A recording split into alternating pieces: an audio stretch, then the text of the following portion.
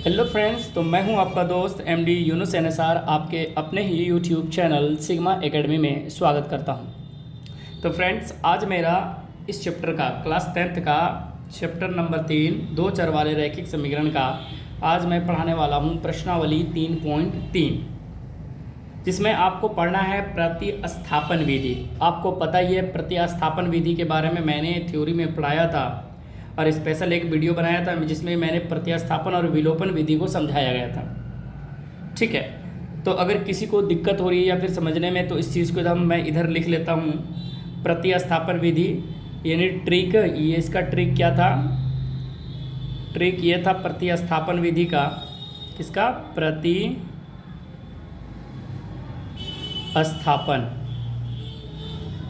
विधि। देखिए, प्रतिस्थापन का मतलब है प्रत्येक को स्थापन करना, यानी स्थापना, यानी एक जगह से दूसरे जगह पे स्थापित जाके कर देना। इसका ट्रिक था, मैंने बताया था 1 3 1 3 2 3। ठीक है, ये ट्रिक आप लोग याद रखिएगा, 1 3 2 3। ये 1 3 और 2 3 क्या है, इस बात को आप लोग समझिए।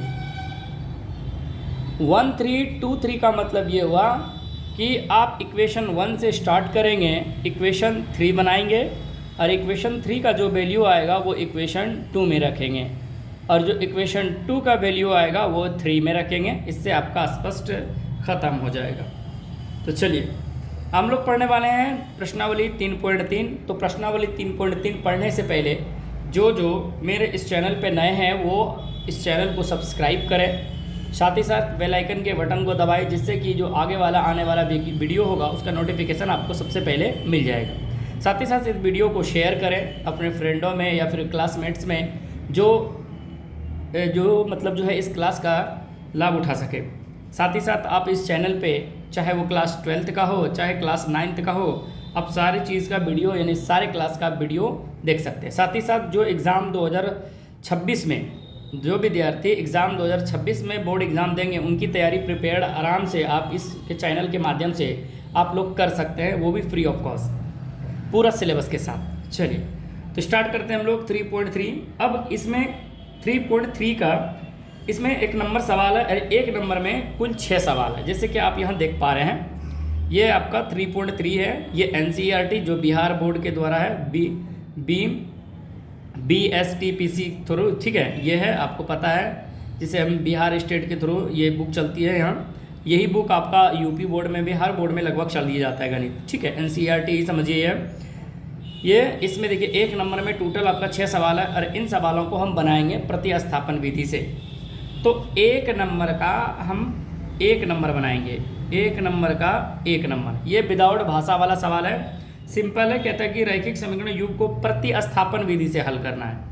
तो इन सभी सवालों को प्रतिस्थापन विधि से आपको सिंपल है। देखिए, x + y बराबर 14 दिया हुआ है, इक्वेशन 1। दूसरा इसी में इक्वेशन है x - y = 4, इक्वेशन 2। देखिए, मैं चाहूँ तो इसका आंसर डायरेक्ट निकाल सकता हूँ। 14 में 4 जोड़ देंगे, 18, 2 से भाग लगा देंगे, 9 हो जाएगा।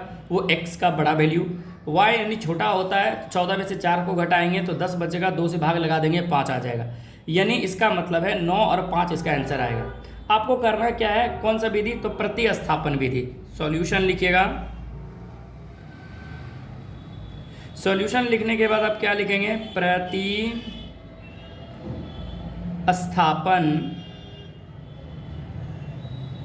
विधि से जैसे लिखेंगे, तो प्रतिस्थापन विधि से जब लिखेंगे तो क्या आता है कि समीकरण 1 से। प्रतिस्थापन विधि से चले, अब चलेंगे समीकरण 1 से। तो देखिए, समीकरण 1 क्या है मेरा? x + y = 14। ये मेरा समीकरण 1 है। अब यहाँ क्या करें, आप इस x को एक तरफ रख लें, 14 और y को उस पर ले जाए। यानी आपको हमेशा इस बार में एक चर रखना है, चाहे वो x को चर रखिए या फिर y को आप रखिए, किसी एक को रखना है। याद रखिए, संख्या में मत रखिए, क्योंकि ये आपको हल करने में आपको आसानी होगा। जो भी डिजिट आएगा वो नीचे रख लीजिए, सिर्फ यह चर रखिए और इसी को, जो आपका चर बच जाए उसे ही इक्वेशन आप 3 मान लीजिए। ठीक है, ये मेरा 3 हो गया। ट्रिक काम कर रहा है, 1 से चला मैंने, 3 चला गया। अब देखिए, जो 3 में आया वैल्यू वो मैंने किस में बोला था रखने के लिए, 2 में। देखिए जो मेरा 3 बना वो किसके बराबर है, देखिए तो x बराबर क्या है 14 माइनस वाई। अब लिखेंगे यहाँ चूंकि, या फिर ऐसे लिखिए अब लिखिए समीकरण किस में, 2 में। किसका मान आया है तो आपका यहाँ x का, ये जो x बराबर आया इसी का मान समीकरण 2 में रखिए। समीकरण 2 में x का मान रखने पर देखिए, अब ध्यान दीजिए जो समीकरण आपका 2 है तो समीकरण 2 क्या है, x माइनस वाई बराबर 4 है ना। देखिए हम यहाँ क्या करते हैं, x का वैल्यू रखते हैं। देखिए जो x है आपका वो क्या है 14 माइनस वाई, तो x के जगह पे रखेंगे 14 माइनस वाई, और पहले से एक y यहाँ ऑलरेडी है बराबर 4। अब यहाँ देखिए तो y 2 है तो माइनस में कितने y, 2y बराबर ये 4, और 14 उस पर चला जाएगा तो हो जाएगा -14। जब इसे और हल करेंगे तो आपके पास देखिए तो ये 2y बराबर ये घटने के बाद आएगा -10। 14 में से 4 चला जाएगा -10, माइनस से माइनस कैंसिल, 2 से 10 5 बार में। तो यहाँ आपका जो y का वैल्यू आया तो ये y बराबर आपका वैल्यू आया 5, या किसका मान आया, y का मान आ गया 5। ठीक है, अब y का मान आपका 5 आया। अब यही y का मान अब क्या करेंगे, y का मान इसके नीचे लिखिए या फिर साइड में लिखिए। ठीक है, साइड में आप ऐसे लकीर देके लिख सकते हैं। लिखेंगे पुनः क्या लिखिएगा, समीकरण किस में इस बार रखेंगे, देखिए 1 से 3, 3 से 2 में चले गए, 2 से फिर किस में जाएंगे, 3 में, तो समीकरण 3 में देखिए तो लास्ट में क्या मान आया है आपका y। समीकरण 3 में y का मान रखने पर, ठीक है, जब रखेंगे समीकरण 3 में तो समीकरण 3 आपका क्या है, x बराबर यही है ना, x बराबर 14 माइनस वाई, ये आपका समीकरण 3 था। ठीक है, चलिए जब आप x की बात करेंगे तो अब जो x का वैल्यू है x रहने देते हैं, 14 माइनस वाई का वैल्यू देखिए तो कितना आया है 5। अब इनको हल कीजिए, x बराबर 14 में से 5 चला जाएगा 9, अतः आप यहाँ कह सकते हैं अतः x बराबर 9, तथा y बराबर कितना आया है 5। आपका ये आंसर हो गया कंप्लीट, 1 नंबर कंप्लीट हो गया। तो अब हम चलते हैं 3 नंबर का, यानी 1 नंबर का ही दूसरा नंबर, 1 नंबर का दूसरा नंबर सवाल क्या कहता है उस चीज़ को देखिए, ध्यान से देखिए। 1 नंबर का दूसरा नंबर सवाल आपको इस प्रकार दिया हुआ है, s माइनस टी बराबर 3, ये आपको इक्वेशन 1 दिया हुआ है, और दूसरा आपको s बटे 3 प्लस टी बाय 2 बराबर 6। देखिए आपको ये भिन्न के रूप में दे दिया है, आप इसका भिन्न का जोड़ करें, 3 2 का लघुत्तम निकालेंगे तो 6, 3 दूनी 6 तो 2s हो जाएगा, प्लस ये देखिए तो 3 गुना टी 3t बराबर 6। अब इस प्रकार लिखिए। अब इसको क्या करें, इसके नीचे में कुछ नहीं तो क्या है 1, आप इसका इक्वेशन बनाएं तो देखिए गुना करेंगे तो आप लिखेंगे 2s प्लस 3 गुना 3t बराबर 6 6 के 36, ये इक्वेशन हो गया 2। ठीक है, तो आपका ये 2 इक्वेशन हो गया। अब हमें कौन सी विधि से पढ़ना है, प्रतिस्थापन विधि।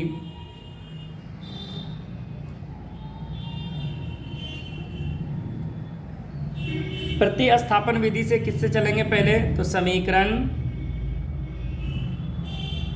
1 से। समीकरण 1 क्या है मेरा, देखिए तो ये जो s माइनस टी बराबर 3, s माइनस टी बराबर 3, तो देखिए ये हम क्या करते हैं, इधर s को इधर रख लेते हैं, s बराबर 3 प्लस टी, और इसे हम बना लेते हैं इक्वेशन 3। ठीक है, इसे हम क्या बना लेते हैं, इक्वेशन 3, s बराबर 3 प्लस टी। ठीक है, अब जो आपका वैल्यू आया ये वैल्यू आप कहाँ रखेंगे, अब लिखिए इसको हम कहाँ रखेंगे, अब रखेंगे समीकरण किस में रखेंगे तो आपको याद होगा 2 में।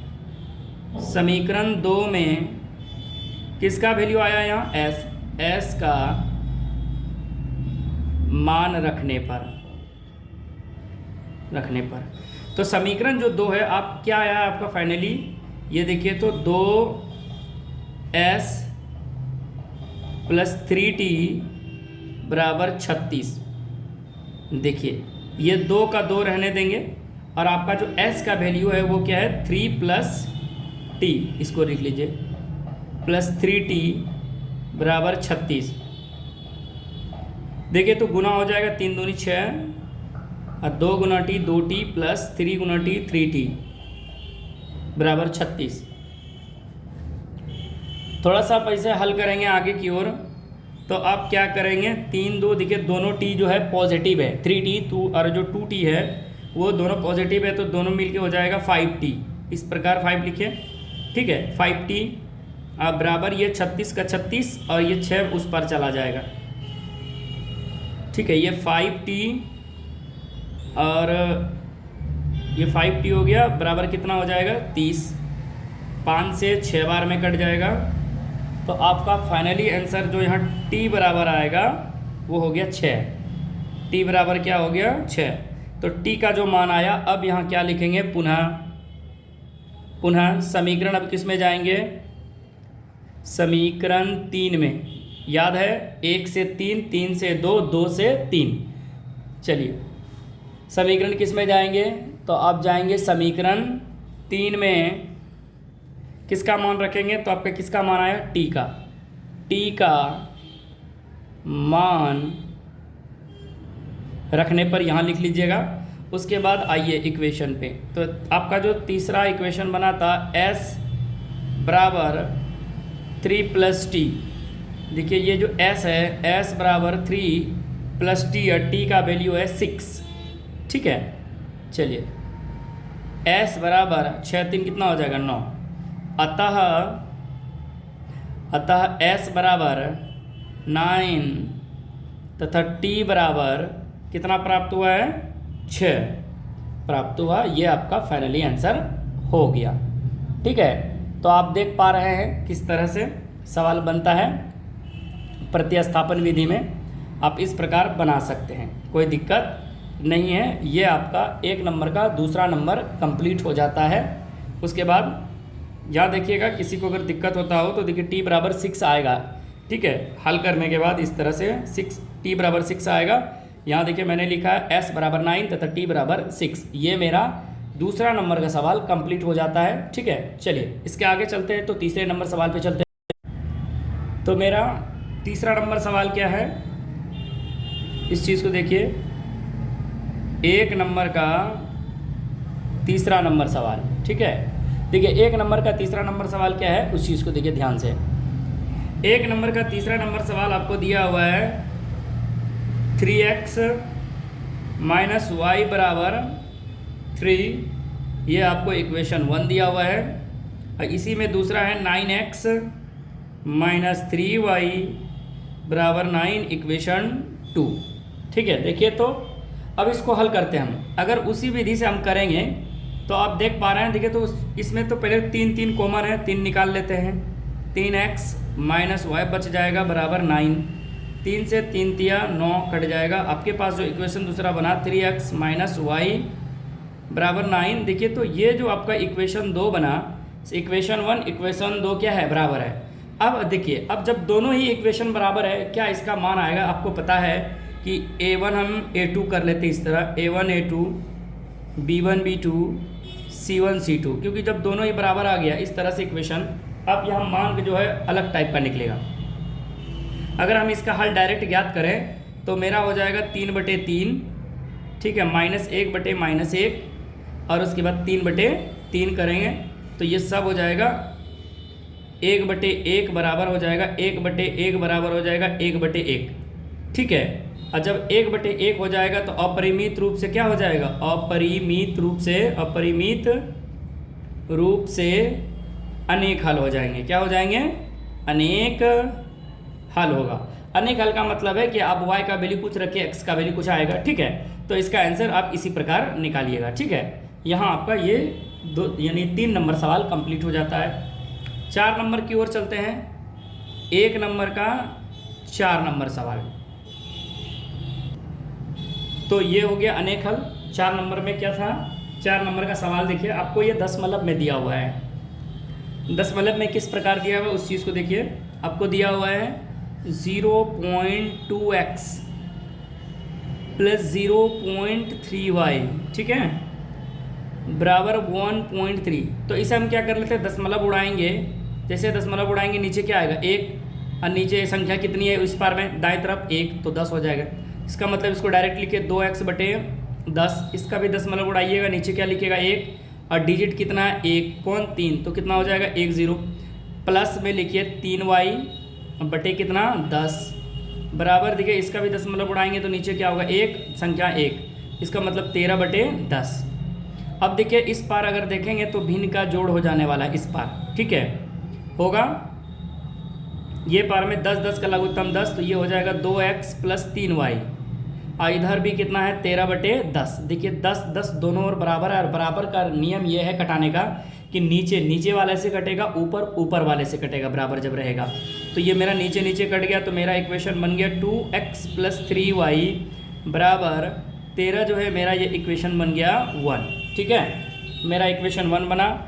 अब यहाँ फिर इसका दूसरा वाला इक्वेशन देखिए, दूसरा वाला किस प्रकार दिया है, यहाँ वही चीज़ लिखा 0.4x प्लस 0.5y बराबर 2.3, ठीक है। तो अब इसका भी वही काम करेंगे, क्योंकि दशमलव उड़ाएंगे तो नीचे 1 लिखेंगे, तो हम डायरेक्ट इसको लिख सकते हैं, और नहीं तो लिखिए ऐसे, दशमलव उड़ाए 1, कितनी संख्या उस पार दाईं ओर 1, सिर्फ 4 है तो 10 हो गया, तो इसको हम लिख सकते हैं 4x बटे 10। प्लस में जब इसका दशमलव उड़ाएंगे तो नीचे 1 संख्या कितनी है, सिर्फ 5 है, क्योंकि y तो 4 है 1, तो ये हो गया 5y बटे 10। जब आगे की ओर चलेंगे तो इसका भी दशमलव उड़ाएंगे तो ऊपर हो जाएगा 23 और नीचे हो जाएगा 10, क्योंकि दशमलव उड़ाएंगे तो 1 है, ये 0, ठीक है। अब यहाँ देखिए इस पार में आप देखेंगे तो 10 10 का लघुत्तम आ जाएगा, 10 10 का लघुत्तम 10, तो ये ऊपर हो जाएगा 4x प्लस 5y, क्यों, क्योंकि 10 से 10 से भाग लगाएंगे 1, और ये 23 बटा जो 10 है वो 10 रहेगा। देखिए बराबर में यहाँ भी वही हालत, 10 से 10 कैंसिल हो जाएगा, और आपके पास जो फाइनली आंसर आएगा 4x प्लस 5y बराबर कितना आ जाएगा 23, और ये इक्वेशन आपका बन जाएगा 2। अब यहाँ आपका 2 इक्वेशन हो गया। अब हमें कौन सा विधि से चलना है, प्रतिस्थापन विधि से। प्रतिस्थापन विधि क्या कहता है, समीकरण 1 से। समीकरण 1 क्या है, तो जो समीकरण 1 है उसे लिखिए। समीकरण 1 क्या है हम लोगों का, तो 2x प्लस 3y बराबर 13। हम क्या कर लेते हैं, 2x इधर रख लेते हैं 13, और जो y 3y प्लस में उस पर जाके 3y माइनस में हो जाएगा। अब हम यहाँ क्या करते हैं, सिर्फ x को रख लेते हैं, x को। तो अगर सिर्फ मैं x को रखूँ तो ये हो जाता है 13 माइनस 3y, अब बटे कितना हो जाएगा 2, और ये पूरे में ब्रैकेट दे दीजिए। ये आपका बन गया इक्वेशन 3। इक्वेशन क्या बन गया आपका, 3 इक्वेशन बन गया। अब आगे की ओर चलते हैं। जब आपका इक्वेशन 3 बन गया तो अब ये मान रखते हैं, आपको पता है कहाँ मान रखते हैं, तो यही मान जो 3 आया अब कहाँ रखेंगे, अब रखेंगे किस में, तो समीकरण सेकेंड में। समीकरण सेकेंड में क्या करते हैं, जो वैल्यू आया रहता है इक्वेशन 3 यानी x या y बराबर, तो मेरा x बराबर है तो x का यही मान रखते हैं, x का मान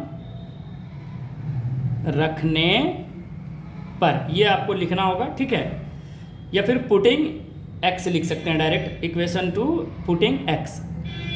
चलिए अब यहाँ क्या करते हैं, अब यहाँ इक्वेशन लिखते हैं। जो मेरा समीकरण 2 है क्या है, तो 4x प्लस 5y बराबर 23 है, ठीक है, ये मैंने लिखा। अब ध्यान दीजिए, अब यहाँ हमें क्या करना है, ये 4 का 4 रहेगा, x का वैल्यू हमें पता है क्या आया है 13 माइनस, देखिए तो यही x बराबर ना इक्वेशन 3 बना है, ये x बराबर कितना लिख सकते हैं 13 माइनस 3y बटे 2, तो 3y हो जाएगा, और नीचे में 2 से 4 कट जाएगा 2 बार में।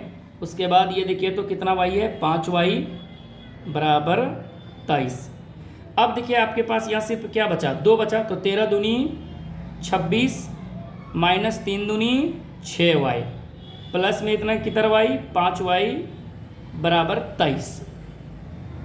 एक स्टेप और आगे जाते हैं, 6y अगर मैं क्या करूं, 6y इधर जो है देखिए 6y माइनस में 5y प्लस में, तो कितना y 1y, y तरफ इधर रख लीजिए, ये 23 का 23 और 26 उस पर चला जाएगा तो माइनस हो जाएगा 26। ठीक है, एक स्टेप और आगे चलते हैं। ठीक है, एक स्टेप और चलेंगे, जब एक स्टेप और चलेंगे तो ये आपका हो जाएगा माइनस y बराबर 26 में से ये -3 माइनस माइनस कैंसिल, तो आपका जो वैल्यू y बराबर आया, y बराबर आपका वैल्यू आया 3। कितना आया?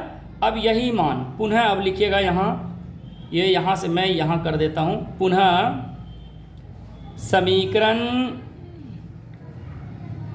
3 में किसका वैल्यू रखेंगे, तो y आया, y का मान रखने पर, तो जो समीकरण मेरा 3 है वो किसके बराबर है, x क्या है जरा देखिए, तो 13 माइनस 3y बटे कितना है 2, यही था। चलिए x बराबर 13 का 13, 3 का 3, y का वैल्यू आपका क्या आया 3, अब बटे नीचे में है 2, ये x बराबर आप लिखिए 13 माइनस 3 तिया 9 बटे 2। फिर हल करेंगे तो ये आप x बराबर लिखेंगे, 13 में से 9 गया 4 बटे 2, 2 दूनी 4, अतः आप x बराबर प्राप्त कर सकते हैं कितना 2। अतः हम कहेंगे यहाँ, अतः x बराबर 2 तथा y बराबर 3, ये इक्वेशन मेरा कंप्लीट हो जाता है। ठीक है, एक नंबर का 5 नंबर सवाल देखते हैं। एक नंबर का 5 नंबर सवाल ये लिखा गया है आपके पास, यानी आपको दिया है रूट में दिया है। ठीक है, किस प्रकार दिया है जरा देखिए, √2x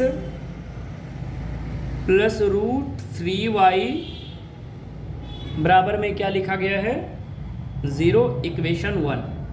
फिर दूसरा जब देखेंगे तो आपको दिया हुआ है √3x, अब माइनस में है √8y, और ये देखिए तो बराबर में 0, ये इक्वेशन 2 दिया हुआ है।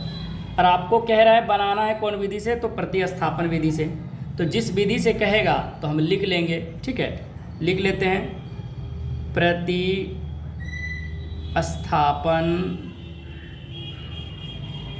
विधि से, और वो भी किससे चलते हैं, तो समीकरण 1 से। समीकरण 1 से, तो समीकरण 1 क्या है मेरा, √2x plus √3y is equal to 0।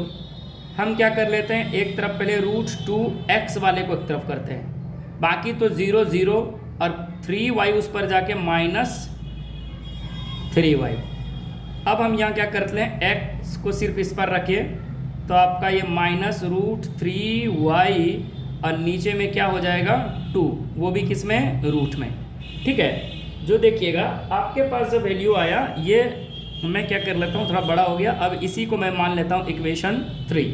ठीक है, इक्वेशन 3 क्यों, क्योंकि ये √3y बटे आया कितना, √2 आया। ठीक है, ये मेरा 3 हो गया। अब ये मैं x का वैल्यू किस पे रख लूँगा, तो समीकरण 2 में चलूँगा। देखिए अब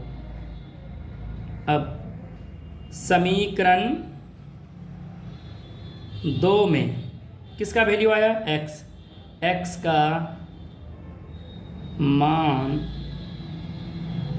रखने पर, तो समीकरण 2 मेरा क्या है, देखिए ज़रा सा, √3x minus √8y is equal to 0।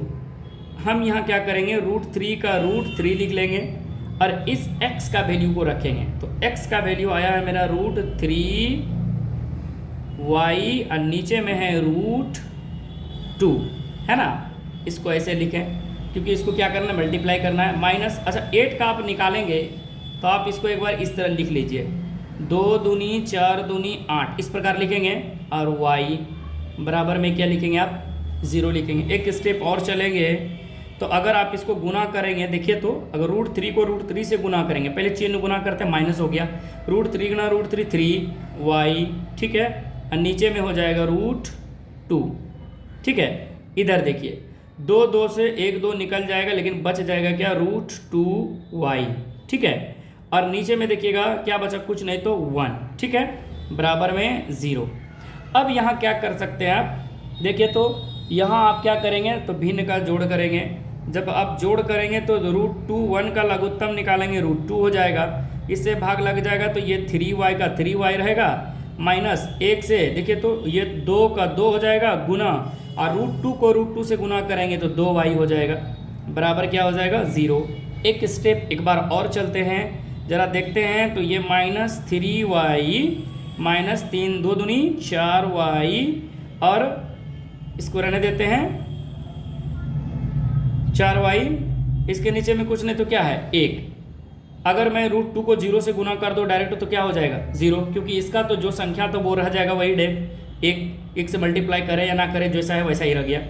अब यहाँ से हम क्या देख रहे हैं कि दोनों को जोड़ने के बाद आ रहा है मेरा, देखिए तो कितना आ रहा है, 4 3 7 आ रहा है। देखिए तो क्या आ रहा है, 4 3 7, तो माइनस में हो गया 7y और उस पर हो गया 0। तो हम यहाँ y बराबर क्या लिख सकते हैं, 0/-7। हम यहाँ ये देख पा रहे हैं कि जब 0 में किसी संख्या से भाग लगाते हैं तो क्या हो जाता है 0, तो मेरा y का वैल्यू क्या हो गया 0। अब यहाँ पुनः चलिए, पुनः अब किस में, तो समीकरण किस में लिखेंगे, 3 में। समीकरण 3 में किसका मान, तो किसका मान आया अंत में, y का मान आया, तो y का मान रखने पर, समीकरण 3 में y का मान रखने पर देखेंगे तो देखिए तो मेरा समीकरण 3 क्या था, तो ये मेरा x बराबर आया हुआ था माइनस में √3y, ठीक है, अब बटे में √2, यही आया हुआ है। चलिए ये x बराबर माइनस का रूट का 3 गुना y का वैल्यू क्या लिखेंगे 0, क्योंकि y का वैल्यू क्या है 0, और नीचे में √2।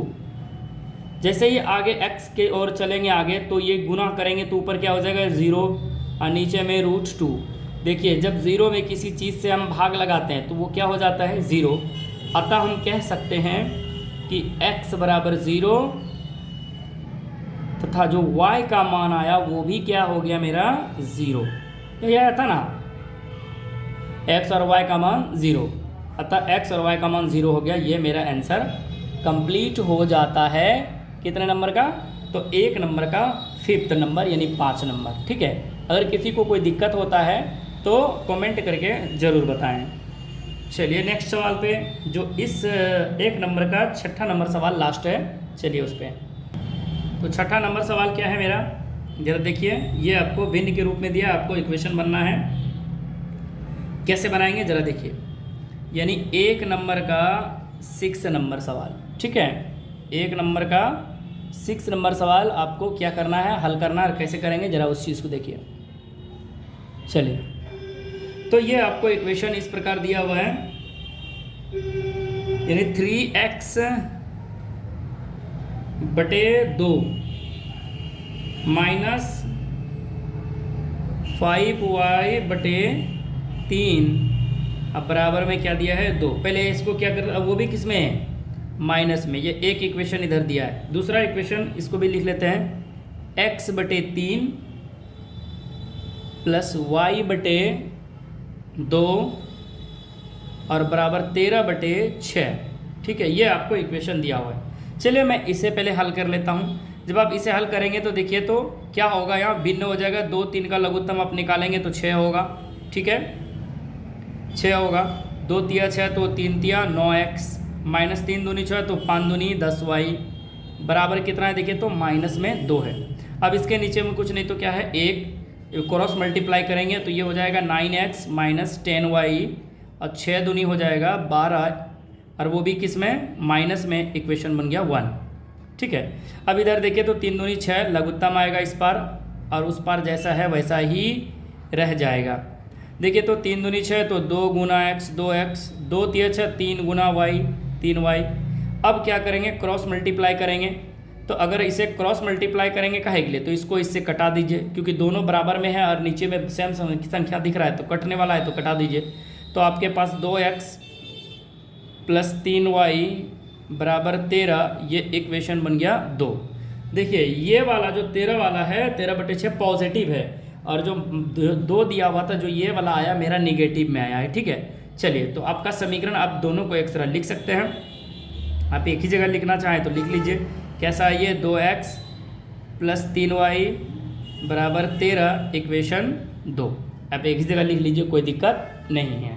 अब हम किस विधि से हल करेंगे आपको पता है, तो प्रतिस्थापन विधि से। कौन सी विधि से? प्रतिस्थापन विधि से हल करेंगे। चलिए प्रतिस्थापन विधि से, प्रतिस्थापन विधि से उसमें भी किससे चलेंगे, तो समीकरण 1 से। समीकरण 1 क्या कहता है जरा लिखिए। तो आपके पास समीकरण 1 है 9x माइनस 10y बराबर -12, यही इक्वेशन है। हम क्या करते हैं, 9x माइनस 12, अब माइनस उस पर जाके बन जाएगा प्लस 10y। अब यहाँ हम क्या करते हैं, सिर्फ x को रखते हैं, -12 प्लस 10y, इसके नीचे में क्या है 9 लिख लेंगे, और ये पूरे को बंद कर लीजिए, इसी का नाम बना लेते हैं हम लोग समीकरण 3। ठीक है, जब समीकरण आपका 3 बन गया तो अब यहाँ से समीकरण 3 जो वैल्यू आया आपके x बराबर, इसका वैल्यू आप किस में रखेंगे, तो आप रखेंगे समीकरण 2 में। चलिए अब क्या लिखेंगे, समीकरण किस में, 2 में। आपको पता है ट्रिक क्या होता है, 1 3 2 3, 1 से 3 आया, 3 से फिर 2 में जाएंगे, 2 से फिर 3, 1 3 2 3, तो पहले 2 चलेंगे। समीकरण 2 में किसका वैल्यू आया आपके पास अंत में, तो ये x का आया है, तो x का मान रखने पर तो देखिए आपका जो वैल्यू है, पहले उस वैल्यू को देखिए कैसे रखते हैं आप लोग। ठीक है, चलिए तो समीकरण जो मेरा 2 है, पहले 2 को लिखिए। क्या है आपका 2, तो 2x प्लस में 3y अब बराबर में कितना है 13। हम क्या करते हैं, 2 को 2 लिख लेते हैं, x का जो वैल्यू है आपके पास उसको लिखिए। अब x का वैल्यू देखिए तो क्या लिखे हैं, -12 प्लस 10y, और नीचे में कितना है, तो 9 है, इसको लिखिए। अब प्लस में कितना y, 3y, क्योंकि ये 3y तो रह गया ना, बराबर 13। एक स्टेप और चाहेंगे तो चलिए चल लेते हैं। तो आप क्या करेंगे, मल्टीप्लाई करेंगे, तो मल्टीप्लाई करेंगे तो 12 दूना 24 हो जाएगा, वो भी किस में, माइनस में है, और 10 दूना 20 हो जाएगा y के साथ, क्योंकि 9 का कोई रहा नहीं तो ये मल्टीप्लाई भी नहीं, ना कटने वाला है, रहने देते हैं इसको। प्लस में ये 3y, और इसके नीचे में कुछ नहीं तो क्या है 1, और ये इस पार में है 13। देखिए 9 और 1 का जब आप लघुत्तम निकालेंगे, 9 1 का लघुत्तम निकालेंगे तो क्या लिखेंगे, 9 लिखेंगे ना। देखिए यहाँ से इधर आप अति कर लीजिए, साइड कर लेते हैं। चलिए 9 1 का लघुत्तम आप निकाले तो 9 हो गया, तो आपका ये जैसा है जैसे कि -24 प्लस में 20y, और ये प्लस था, प्लस का प्लस, 9 तिया 27y हो जाएगा। ठीक है, अब ये जो बटे है ये पूरे पे बटे हो गया, बराबर देखिए तो कितना है आपका 13। अब यहाँ क्या करते हैं हम, देखिए तो 24 को 24, 27 में से 20 चला जाएगा, 27 20 57 हो जाएगा ना। चलिए तो हम क्या कर लेते हैं, एक बार लिख लेते हैं। तो ये -24 का -24 प्लस 20 और 27 जोड़ेंगे तो हो जाएगा 47y, और ये नीचे में हो जाएगा 9, नीचे में 9, और बराबर में कितना है 13। अब एक काम करते हैं, इसको क्रॉस मल्टीप्लाई करेंगे, इसके नीचे में कुछ नहीं तो क्या है 1, तो ये 24 एकम 24 प्लस 47y एकम 47y, और ये देखिए तो 13 को 9 से गुना कीजिए, 13 17 से 117 हो जाएगा। ठीक है, तो 117 हो गया। अब यहाँ क्या करेंगे, y वाले को एक तरफ रखिए, जैसे कि आपका 47 है, यानी 47y है, 47y लिखिए, बराबर 117 माइनस का जो इस पार में 24 है उस पर जाके क्या बन जाएगा, प्लस 24 बन गया आपका। देखिए तो अब देखिए जो आपका 47y है, 47y रख रही है, और इनको जोड़िए, 7 4 11 हो जाएगा, और 7 4 11, 3 2 3 3 1 4 हो गया, और ये 141, 7 या 21, 3 बार में ये कट जा रहा है। देखिए तो आप कटाइए तो 7 या 21, 4 या 12 2 14, 47 30, 3 बार में। कितने बार में कट जा रहा है? 3 बार में कट जा रहा है। तो आपका y का वैल्यू क्या आ गया? 3।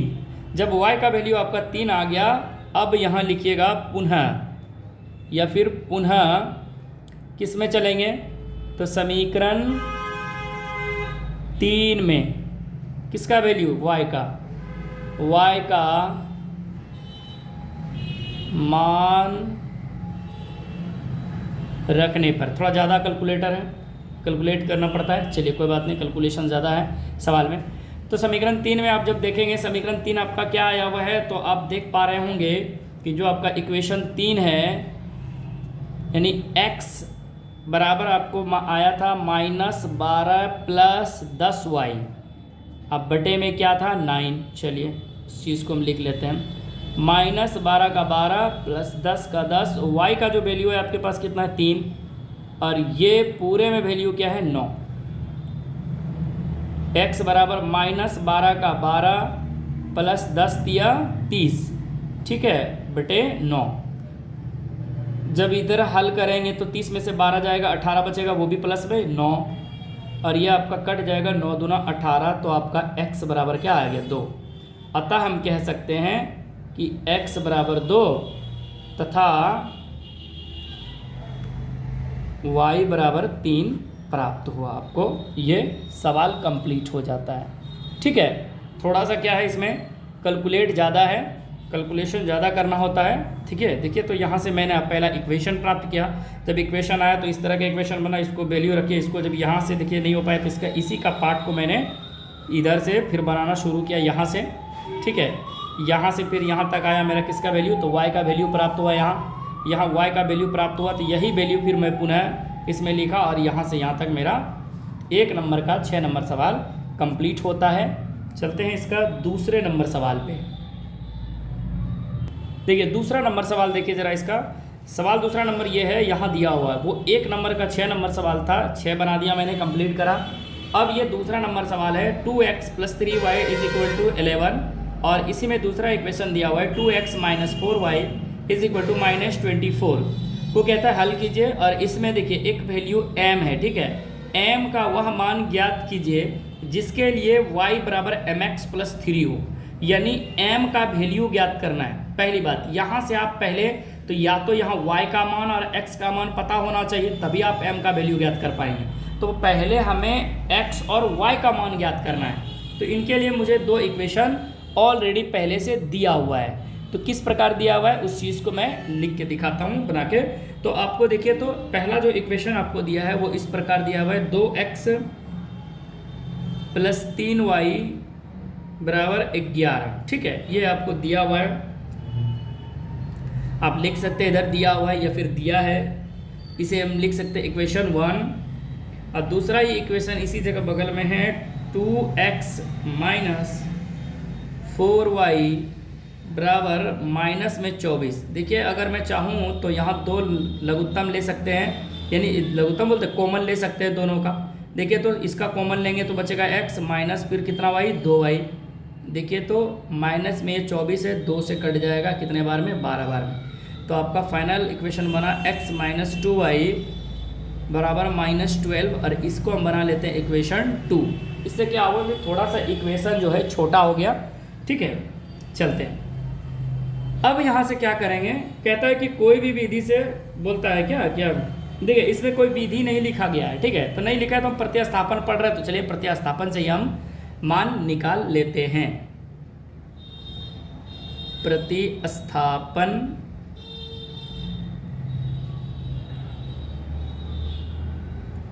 विधि से, प्रतिस्थापन विधि से क्या है तो आपको पता है क्या, चलते हैं समीकरण 1 से जाते हैं। समीकरण 1 आपको पता है क्या दिया हुआ है, तो आपके पास पता है 2x + 3y = 11। ठीक है, ये आपका पहला इक्वेशन है। तो हम क्या करते हैं, एक्स वाले चर वाले यानी एक्स चर वाले को एक तरफ रख लेते हैं, या कोई भी आप रख लग जाए, 3y उस पर चला जाएगा तो -3y। यहाँ आप चाहें तो y वाले को भी रखें, कोई दिक्कत नहीं है। यहाँ हम सिर्फ चर को रखते हैं, 11 - 3y अपॉन में आप कितना लिखेंगे 2, और इसे ही हम क्या बना लेते हैं इक्वेशन 3। अब जो 3 इक्वेशन आया, इस इक्वेशन को मैं कहाँ रखूँगा, तो अब समीकरण किस में जाएंगे, समीकरण सेकेंड में। सेकेंड में किसका वैल्यू आया है, तो x का मान रखने पर। अच्छा, यहाँ ऐसे भी लिख सकते हैं, इक्वेशन 3 का मान रखने पर कोई दिक्कत नहीं होगा। चलिए, जब आप इक्वेशन 2 को देखेंगे तो आपके पास आया है x - 2y बराबर -12। ठीक है, अब यहाँ इसका वैल्यू रखिए। जब x का आप वैल्यू देखेंगे तो आपके पास है 11 - 3y, अब बटे में कितना 2, और ये देखिए माइनस में कितना y 2y, इसके नीचे में कुछ नहीं तो हम क्या लिख सकते हैं 1 बराबर -12। ज़रा आगे चलते हैं, जब आप आगे देखेंगे तो देखिए तो भिन्न का जोड़ हो रहा है यहाँ 2, इसका लघुत्तम जब आप देखेंगे तो 2 होगा, तो ये हो जाएगा 11 - 3y, जैसा कहता है ऐसा, -2 एकम तो 2 दूनी 4y। ठीक है, ये यहाँ हो गया, और माइनस में 12। अब आगे की ओर देखते हैं सर, एक स्टेप और आगे जाते हैं, तो 4 - 3 = 7y। देखिए तो ये 7y, अब प्लस में कितना है 11, नीचे में कितना है 2, एक बार लिख लेते हैं, और बराबर में देखिए तो माइनस में 12। अब एक बात बताइए, इसके नीचे में कुछ नहीं तो क्या है 1, क्यों, क्योंकि अब यहाँ आप जोड़ नहीं सकते और ये इससे कटा भी नहीं सकते, तो अब क्या बचा है काम आपके पास, क्रॉस मल्टीप्लाई करना। तो कैसे करेंगे जरा देखिए, क्रॉस मल्टीप्लाई करेंगे तो 7 माइनस जो आपका -7y प्लस 11 को 1 से गुना करिए तो जैसा का तैसा ही रह जाएगा, लेकिन जो -12 को 2 से गुना करेंगे तो माइनस क्या हो जाएगा 24। ये आपका इक्वेशन यहाँ से। अब देखिए एक काम करते हैं, यहाँ 7y को एक तरफ रख लीजिए, बाकी एक तरफ कर लीजिए, -24, और ये जो 7 है जो +11 है वो उस पर जाके -11 हो जाएगा। 7y बराबर, अब देखिए यहाँ घटाइए तो कितना आ जाएगा, तो आपका हो जाएगा, यानी ये 13 हो जाएगा, यानी माइनस में दोनों क्या हो जाएगा ऐड हो जाएगा, तो ये हो जाएगा 5 और ये हो जाएगा 35, दोनों किस में माइनस में, माइनस से माइनस कैंसिल, 7 × 5 = 35। तो आपके पास y का जो वैल्यू आया फाइनली क्या आया 5 आया। अब यहाँ पुनः लिखेंगे, पुनः किस में चलेंगे, तो समीकरण, यहाँ आपका एक वैल्यू आया y बराबर 5, पुनः समीकरण किस में जाएंगे 3 में, और 3 में लिखेंगे समीकरण 3 में किसका वैल्यू y का मान रखने पर। ठीक है, रखने पर। देखिए समीकरण 3 में जब देखेंगे तो आपका इक्वेशन क्या आया था, समीकरण 3 ध्यान दीजिए, तो x बराबर आपका आया था 11 - 3y बटे में कितना था 2।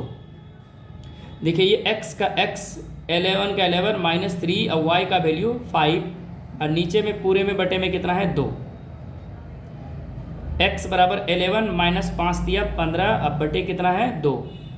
जब आप इसे हल करेंगे तो आ जाएगा माइनस में 4 बटे में 2, 2 दूनी 4, तो आपका x का जो वैल्यू आया वो आया माइनस में 2। अतः देखिए, अतः अब यहाँ कह सकते हैं x बराबर आया आपके पास 2 तथा y बराबर आपके पास क्या आया, तो आपका वैल्यू y का वैल्यू आया था 5। ये तो आपका x और y का वैल्यू आया, लेकिन अभी यहाँ आपको चाहिए क्या, अब देखिए प्रश्न से देखिए, प्रश्न में आपको एक चीज़ दिया हुआ था, उसका वैल्यू आपको ज्ञात करना था। आपका m का वैल्यू पूछ रहा है प्रश्न से, m बराबर आपको बताना है क्या होगा, m बराबर, तो m बराबर क्या होगा, तो m का वैल्यू आपको बताना है। तो आपका एक इक्वेशन था y बराबर आपका इक्वेशन दिया हुआ है mx + 3, ये आपको एक इक्वेशन दिया हुआ है, इससे आप किसका वैल्यू ज्ञात कर सकते हैं m का। तो कैसे करेंगे जरा देखिए इस चीज़ को, यहाँ सिर्फ आपका m यानी x और y का वैल्यू प्राप्त हुआ, और वो भी किस में है 2, x वैल्यू माइनस में है। चलिए तो y का वैल्यू आपका कितना है 5, इसको 5 रखिए, बराबर m आपको ज्ञात करना है। m x का वैल्यू क्या है, तो माइनस में 2 है, प्लस में 3 है। हम क्या करते हैं, ये 5 + 3 को इस पार ले आते हैं -3, और उस पार देखिए तो 2 गुना m करेंगे तो ये हो जाएगा 2m। ठीक है, अब जब इसे माइनस करेंगे तो करने के बाद देखिए तो ये कितना आएगा 2, और ये भी क्या है 2m, 2 से 2 कैंसिल। आपके पास जो फाइनली आंसर बचा 1, और आपको पता है चर कभी निगेटिव नहीं लिखते हैं, तो जो संख्या है उसे संख्या, तो यानी m बराबर आपका वैल्यू क्या हो गया 1 हो गया, वो भी किस में, माइनस में। तो m का वैल्यू -1। यहाँ आपका ये सवाल समाप्त हो जाता है। देखिए तो ये इक्वेशन था, इक्वेशन 1, इक्वेशन 2 मैंने कॉमन लेके छोटा बनाया। यहाँ से अब प्रतिस्थापन विधि करते हुए यहाँ से यहाँ तक आपने x y का वैल्यू प्राप्त किया। ठीक है, नीचे में यहाँ से हल करते हुए x y का वैल्यू, जब x y का वैल्यू प्राप्त हो जाए तब y बराबर mx + 3 का मान रख के आप इस प्रकार m का वैल्यू ज्ञात कर सकते हैं, जैसा कि मैंने करा। ठीक है, अब इसमें जो सवाल है वो है 3 नंबर का सवाल। ठीक है, तो आगे देखते हैं, कोई बात नहीं, तीसरा नंबर पे चलेंगे हम लोग। तो फ्रेंड्स, तो 3 नंबर का देख लेते हैं। तो 3 नंबर का पहला नंबर सवाल था मेरा, ज़रा देखिए क्या है। टोटल सवाल 3 नंबर में 6 सवाल है। अच्छे 6 सवाल लैंग्वेज वाले हैं। ठीक है, तो इनमें जो सवाल है पहले ध्यान से देखिएगा इसको। इस सवाल में कहा गया है, पहले क्वेश्चन को पढ़ लीजिए। कहता है क्वेश्चन में, ये देखिए ये क्वेश्चन दिया हुआ है, निम्नलिखित समस्याओं में रैखिक समीकरण युग्म बनाइए और उनके हल कौन सी विधि से बोल रहा है, प्रतिस्थापन विधि द्वारा ज्ञात कीजिए। यानी इन सभी को, जितने भी हम लोग इक्वेशन बनाएंगे, इन सभी को कौन सा विधि से हल करना है, प्रतिस्थापन विधि से। देखिए अब ये सवाल, देखिए ये सिंपल सवाल था, पहले हम लोग जो पढ़ रहे थे सिर्फ वैल्यू ज्ञात करना था, इसमें 2 इक्वेशन ऑलरेडी पहले से दिया हुआ था। अब यहाँ क्या है कि आपको इक्वेशन दिया नहीं है। अब यहाँ से आप क्या करें, इक्वेशन पहले ज्ञात करें, और इक्वेशन जब ज्ञात हो जाए तब आप प्रतिस्थापन विधि लगा के हल करें। जैसे कि ये क्वेश्चन आप देख पा रहे होंगे, इस क्वेश्चन में देखिए क्या कह रहा है, पहला नंबर 3 का पहला नंबर है, 2 संख्याओं का अंतर 26 है। याद होगा आप लोगों को, जब मैंने टाइप बताया था इसका इक्वेशन बनाने का, तो टाइप नंबर 1 था जिसमें कि मैंने योग और अंतर बताया था। ये पहला हो जाएगा। फिर एक संख्या दूसरी संख्या की 3 गुनी, देखिए गुनी वाला, अधिक वाला, पूर्व वाला, पश्चात वाला, मैंने सारे टाइप के सवाल पढ़ाए हुए हैं। ठीक है, चलिए इस सवाल को हम लोग देखते हैं। तो इनमें पहली बात है कि मानेंगे किसको, तो यहाँ संख्या, कितनी संख्या के बारे में जिक्र हो रही है, तो आप लोग ध्यान दीजिएगा, 2 संख्या के बारे में जिक्र हो रही है। ठीक है, कितने संख्या के बारे में, 2 संख्या के बारे में। तो हम क्या करते हैं, यहाँ लिखते हैं माना पहली संख्या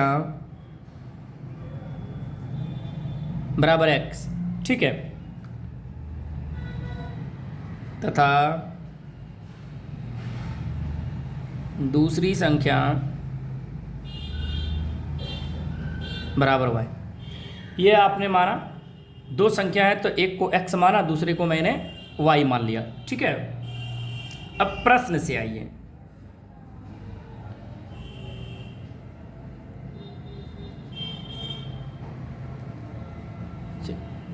सॉल्व लिखने के बाद आप लिखेंगे, चलिए प्रश्न से आप लिखिए। देखिए प्रश्न से क्या कहता है उस चीज़ को देखिए। पहला कह रहा है 2 संख्याओं का अंतर। याद होगा आप लोगों को, जब भी मैंने अंतर बोला था तो दोनों का अंतर कहा था कि इन दोनों को लिख के बीच में माइनस का चिन्ह दे दीजिए।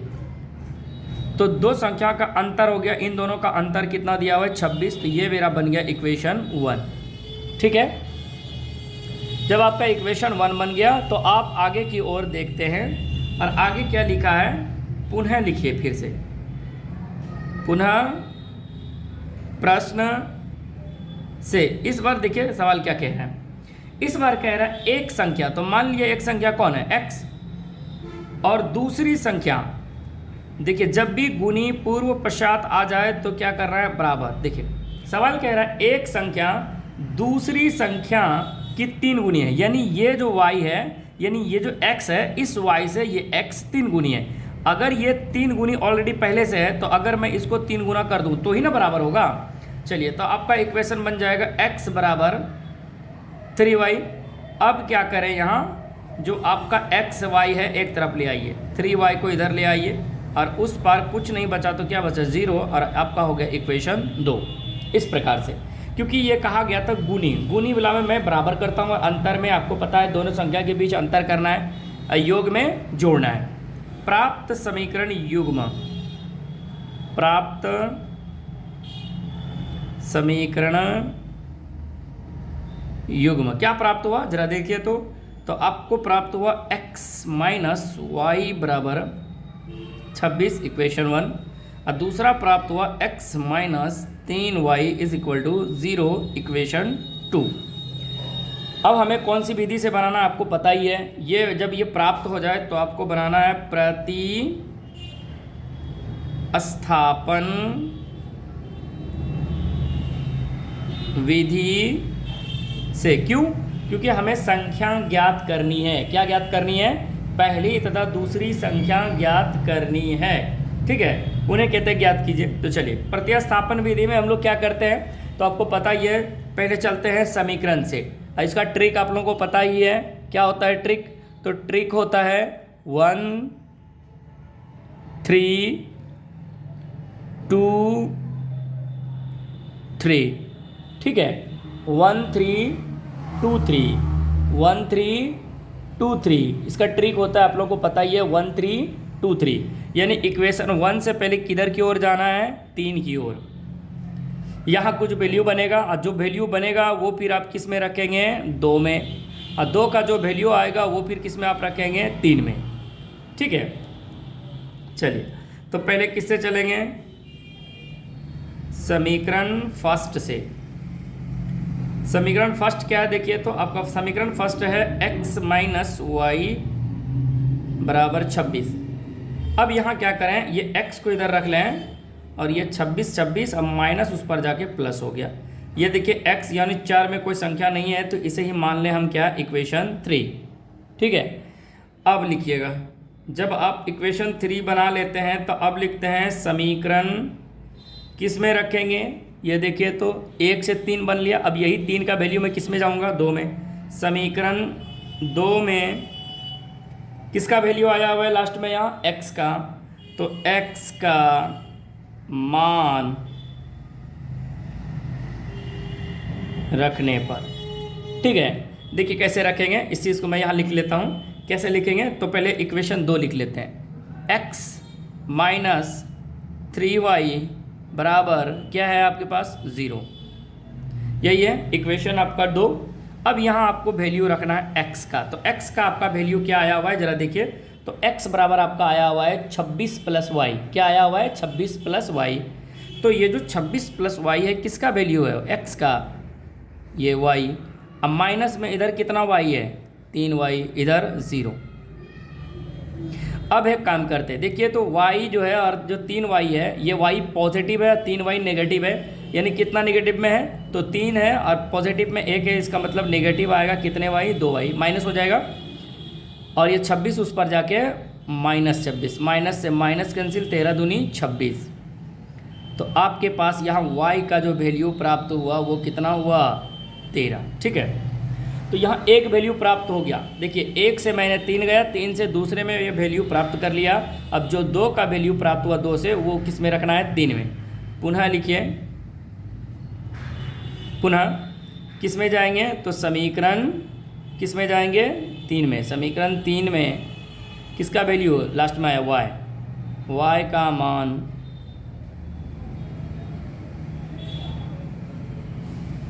रखने पर। y का मान जब देखेंगे कैसे रखेंगे जरा देखिए इस इक्वेशन का मान।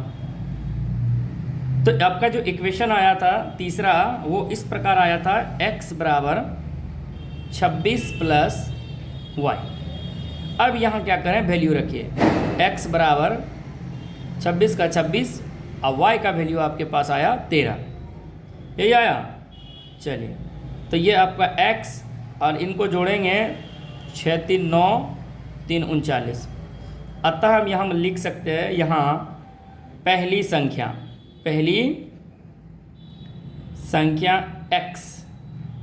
x बराबर कितना आ गया? 39, तथा दूसरी संख्या y बराबर कितना प्राप्त हुआ है? तीसरा। ये मेरा फाइनल आंसर बन जाता है। ठीक है, तो ये मेरा 3 नंबर का पहला नंबर सवाल लैंग्वेज वाला बन गया। चलते हैं सेकंड नंबर पर 3 का। सेकंड नंबर क्या कहता है, 3 का दूसरा नंबर सवाल, जरा उस चीज़ को देखिए। 3 नंबर का दूसरा नंबर सवाल क्या कहता है, सवाल में कहता है कि ये देखिए, 2 संपूरक कोणों में बड़ा कोण छोटा कोण से 18 डिग्री अधिक है, ठीक है, उन्हें ज्ञात कीजिए। सवाल सिंपल है, कहता है 2 संपूरक कोण, आपको पता ही है संपूरक कोण क्या होता है, जिस 2 कोण का योग 180 डिग्री हो संपूरक कोण होता है, ठीक है, ये हो जाएगा।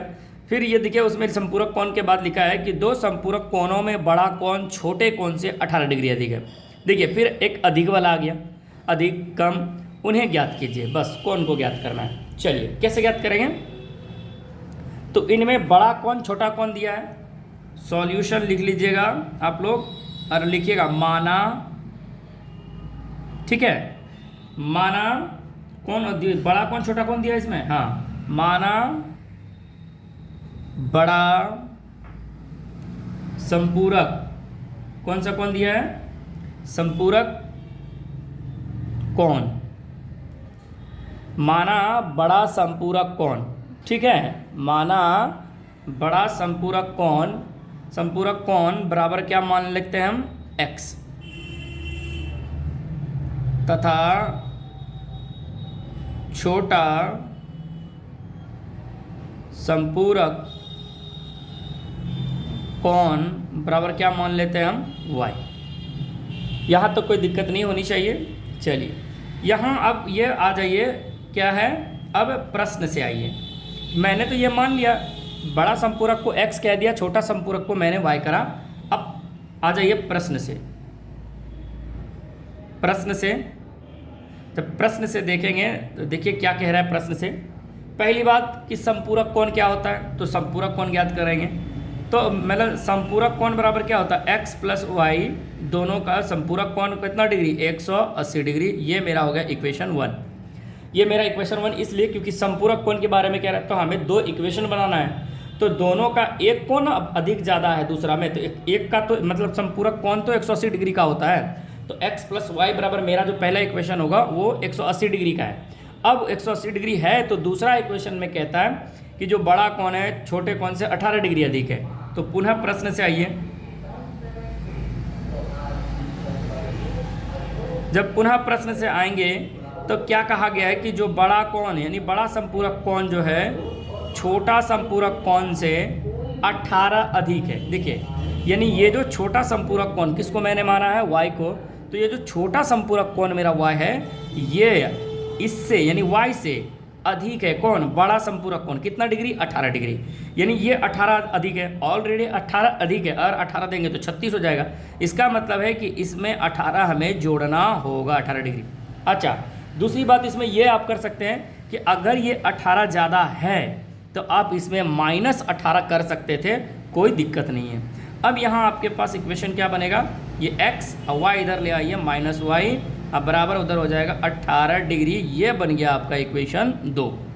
ठीक है, अब 2 इक्वेशन आपका बन गया। अब यहाँ से आइए प्राप्त समीकरण युग्म लिखिए। चलिए क्या लिखेंगे, प्राप्त समीकरण युग्म। क्या प्राप्त हुआ, तो आपका पहला इक्वेशन बना x प्लस वाई बराबर 180 डिग्री, सिर्फ 180 लिख लेते हैं। दूसरा x माइनस वाई बराबर 18 डिग्री। ये इक्वेशन 1, ये इक्वेशन 2। चलिए ये हो गया, दोनों प्राप्त हो गया। अब हमें कौन सा विधि से, यहाँ आपका इक्वेशन प्राप्त हो गया। अब 2 इक्वेशन बना लिया। अब यहाँ से कहता है प्रतिस्थापन विधि से हल करिए। चलिए कौन सा विधि, तो प्रतिस्थापन विधि। चलिए देख लेते हैं इसको। प्रतिस्थापन विधि से या फिर द्वारा, लिख देते हैं द्वारा। जब प्रतिस्थापन विधि आते हैं तो प्रतिस्थापन का नियम ही है 1 3 2 3। ट्रिक इसका क्या होता है आप लोगों को पता ही है। ट्रिक 1 3 2 3, ये ट्रिक होता है। तो किससे जाएंगे, तो जाएंगे समीकरण 1 से। समीकरण एक क्या है, तो देखेंगे तो आप बोलेंगे x प्लस वाई बराबर 180 डिग्री है। हम क्या करते हैं, यहाँ एक चर को रख लेते हैं, बाकी सबको एक तरफ कर लेते हैं माइनस वाई। अब जो ये आपका प्राप्त हुआ और इसे ही हम क्या कह लेते हैं, समीकरण 3 कह लेते हैं। समीकरण 3 क्यों कहते हैं समीकरण 3, आपको पता ही है कि यहाँ मुझे चर रखना है। अब यहाँ से अब क्या करना है, अब समीकरण देखिए 1 से 3 गया, 1 से 3 बनाया, 3 से फिर किस में जाना है, यानी 1 से 3 बनाया, 3 बन गया, तो 3 से अब किस में वैल्यू रखना है, 2 में। किस में रखना है, 2 में। और 2 से फिर किस में रखना है, 3 में। तो अभी किस में रखना है, 2 में। तो समीकरण 2 में किसका वैल्यू जो अंत में आया, या x का वैल्यू या फिर x का मान रखने पर, ठीक है, लिख लेंगे। तो चलिए इसी चीज़ को मैं यहाँ लिख लेता हूँ। कैसे लिखेंगे, तो देखिएगा यहाँ आपका जो इक्वेशन 2 है, आपका इक्वेशन 2 क्या है, x माइनस वाई बराबर 18 डिग्री है, ठीक है। x माइनस वाई बराबर 18 डिग्री। आगे की ओर चलते हैं, x का वैल्यू आपके पास कितना आया है, देखिए तो जो x है उसके जगह पे आप लिख सकते हैं 180 डिग्री माइनस वाई। कितना, 180 डिग्री माइनस वाई, और ये ऑलरेडी पहले से एक y यहाँ है, ये है, ये x का वैल्यू 180 डिग्री माइनस वाई, और ये माइनस में y बराबर 18 डिग्री। अब एक y माइनस में कितने y, 2y। ये देखिएगा 18 डिग्री प्लस में, और 180 उधर जाके हो जाएगा माइनस में। तो ये माइनस 2y बराबर, इसको माइनस कीजिए, देखिए तो 10 में से 8 गया, बच जाएगा आपके पास 2, और बचा इसके पास कितना, 7 में से 1 गया 6, यानी 162 डिग्री। कितना डिग्री, 162 डिग्री। देखिए 2 से कट जाएगा, और ये माइनस है तो माइनस से माइनस भी कैंसिल, 2 से कट जाएगा 8, 81 डिग्री, यानी y बराबर आपका फाइनली आंसर आ जाएगा 81 डिग्री, ठीक है। y बराबर कितना वैल्यू आ जाएगा आपका, 81 डिग्री। जब y बराबर आपका 81 डिग्री आया, अब पुनः लिखेंगे,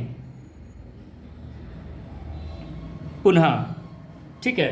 पुनः जब लिखेंगे तो किस में जाएंगे, तो अब बोलेंगे सर समीकरण किससे जाना है, 2 से वैल्यू आ गया, 2 से अब किस में जाना है, 3 में। पुनः समीकरण 3 में किसका वैल्यू आया जी, लास्ट में देखिए तो लास्ट में मेरा y का वैल्यू आया है, y का मान रखने पर, ठीक है, रखने पर। तो जब वैल्यू में रखेंगे मान, तो क्या देगा जरा देखिए। तो मेरा 3 क्या प्राप्त हुआ है, तो आपका 3 जो प्राप्त हुआ था, x बराबर हुआ था 180 डिग्री माइनस वाई, ये प्राप्त हुआ था इक्वेशन 3। अब यहाँ क्या करें, वैल्यू रख लें, x बराबर 180 डिग्री माइनस वाई का जो वैल्यू आया वो आया 81 डिग्री। x बराबर घटाइए, 10 में से 1 गया 9, बचा कितना इसके पास, तो 7, 17 में से 8 गया 9, यानी 99 डिग्री। अतः बड़ा संपूरक कोण x बराबर 99 डिग्री तथा छोटा संपूरक कोण y बराबर कितना डिग्री है आपका, 81 डिग्री। तो अंतर देखिए, 9 में से 1 घटाएंगे 8, और 9 में से 8 घटाएंगे, यानी दोनों में अंतर कितना डिग्री का है, 18 डिग्री का। ये आपका फाइनली आंसर बन जाता है। 3 नंबर का दूसरा नंबर सवाल समाप्त हो जाता है। आगे चलते हैं तीसरे नंबर पे, ठीक है। 3 नंबर क्या कहता है, देखिए 3 नंबर में कहता है,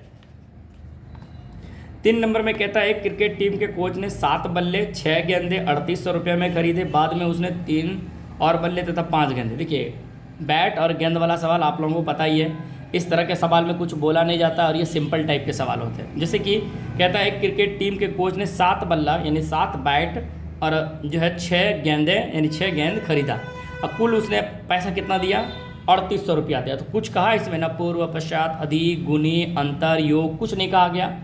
नहीं कहा गया तो सिंपल है, इसको सिंपल वाला टाइप है, इसको जोड़ देना। चलिए तो किसके किसके बारे में जिक्र हो रहा है, क्रिकेट टीम के कोच ने 7 बल्ले 6 गेंद, तो बल्ला और गेंद का जिक्र हो रहा है। सॉल्यूशन लिख लेंगे।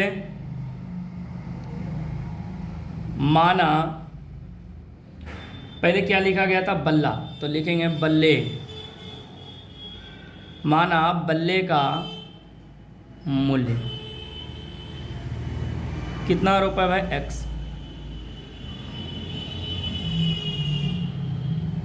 तथा गेंद का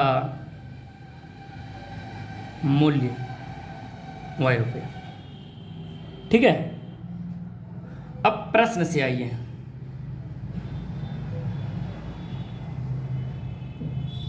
प्रश्न से आइए। ये तो मैंने बल्ला और जो है बैट को मान लिया, यानी जो मेरा गेंद को मान लिया। जो मेरा बल्ला है उसे x मान लिया और जो मेरी गेंद है उसे मैंने y मान लिया। प्रश्न से देखते हैं, कहता कोच ने 7 बल्ले, जब 7 बल्ले तो 7x, और इसमें कुछ नहीं करना है तो प्लस 6 गेंदे तो 6y। कितने 100 रुपया भैया, 3800 रुपया दिया। इसको मान लेंगे इक्वेशन 1। बाद में उसने पुनः खरीदा, तो पुनः लिखेंगे।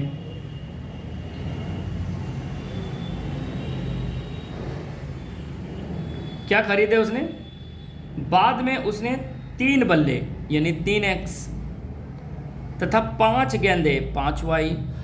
अब कितने पैसे दिए इन्होंने, तो 1750 दिए। ये इक्वेशन मेरा 2 हो गया। ठीक है, अब प्राप्त समीकरण युग्म में लिखे या ना लिखे एक ही जगह प्राप्त हो गया, तो हम लिख भी लेते हैं। चलिए एक बार लिख लेते हैं। प्राप्त समीकरण युग्म, इससे क्या होगा कि जो प्राप्त हो उसको आप उसको लिखिए। तो जो मुझे प्राप्त हुआ 7x + 6y बराबर 3800, ये मेरा इक्वेशन 1 प्राप्त हुआ। और दूसरा मेरा जो प्राप्त हुआ था 3x + 5y बराबर 1750 दूसरा इक्वेशन प्राप्त हुआ। अब हमें बोला क्या गया था, प्रतिस्थापन विधि से हल करना है इसे। चलिए, तो प्रतिस्थापन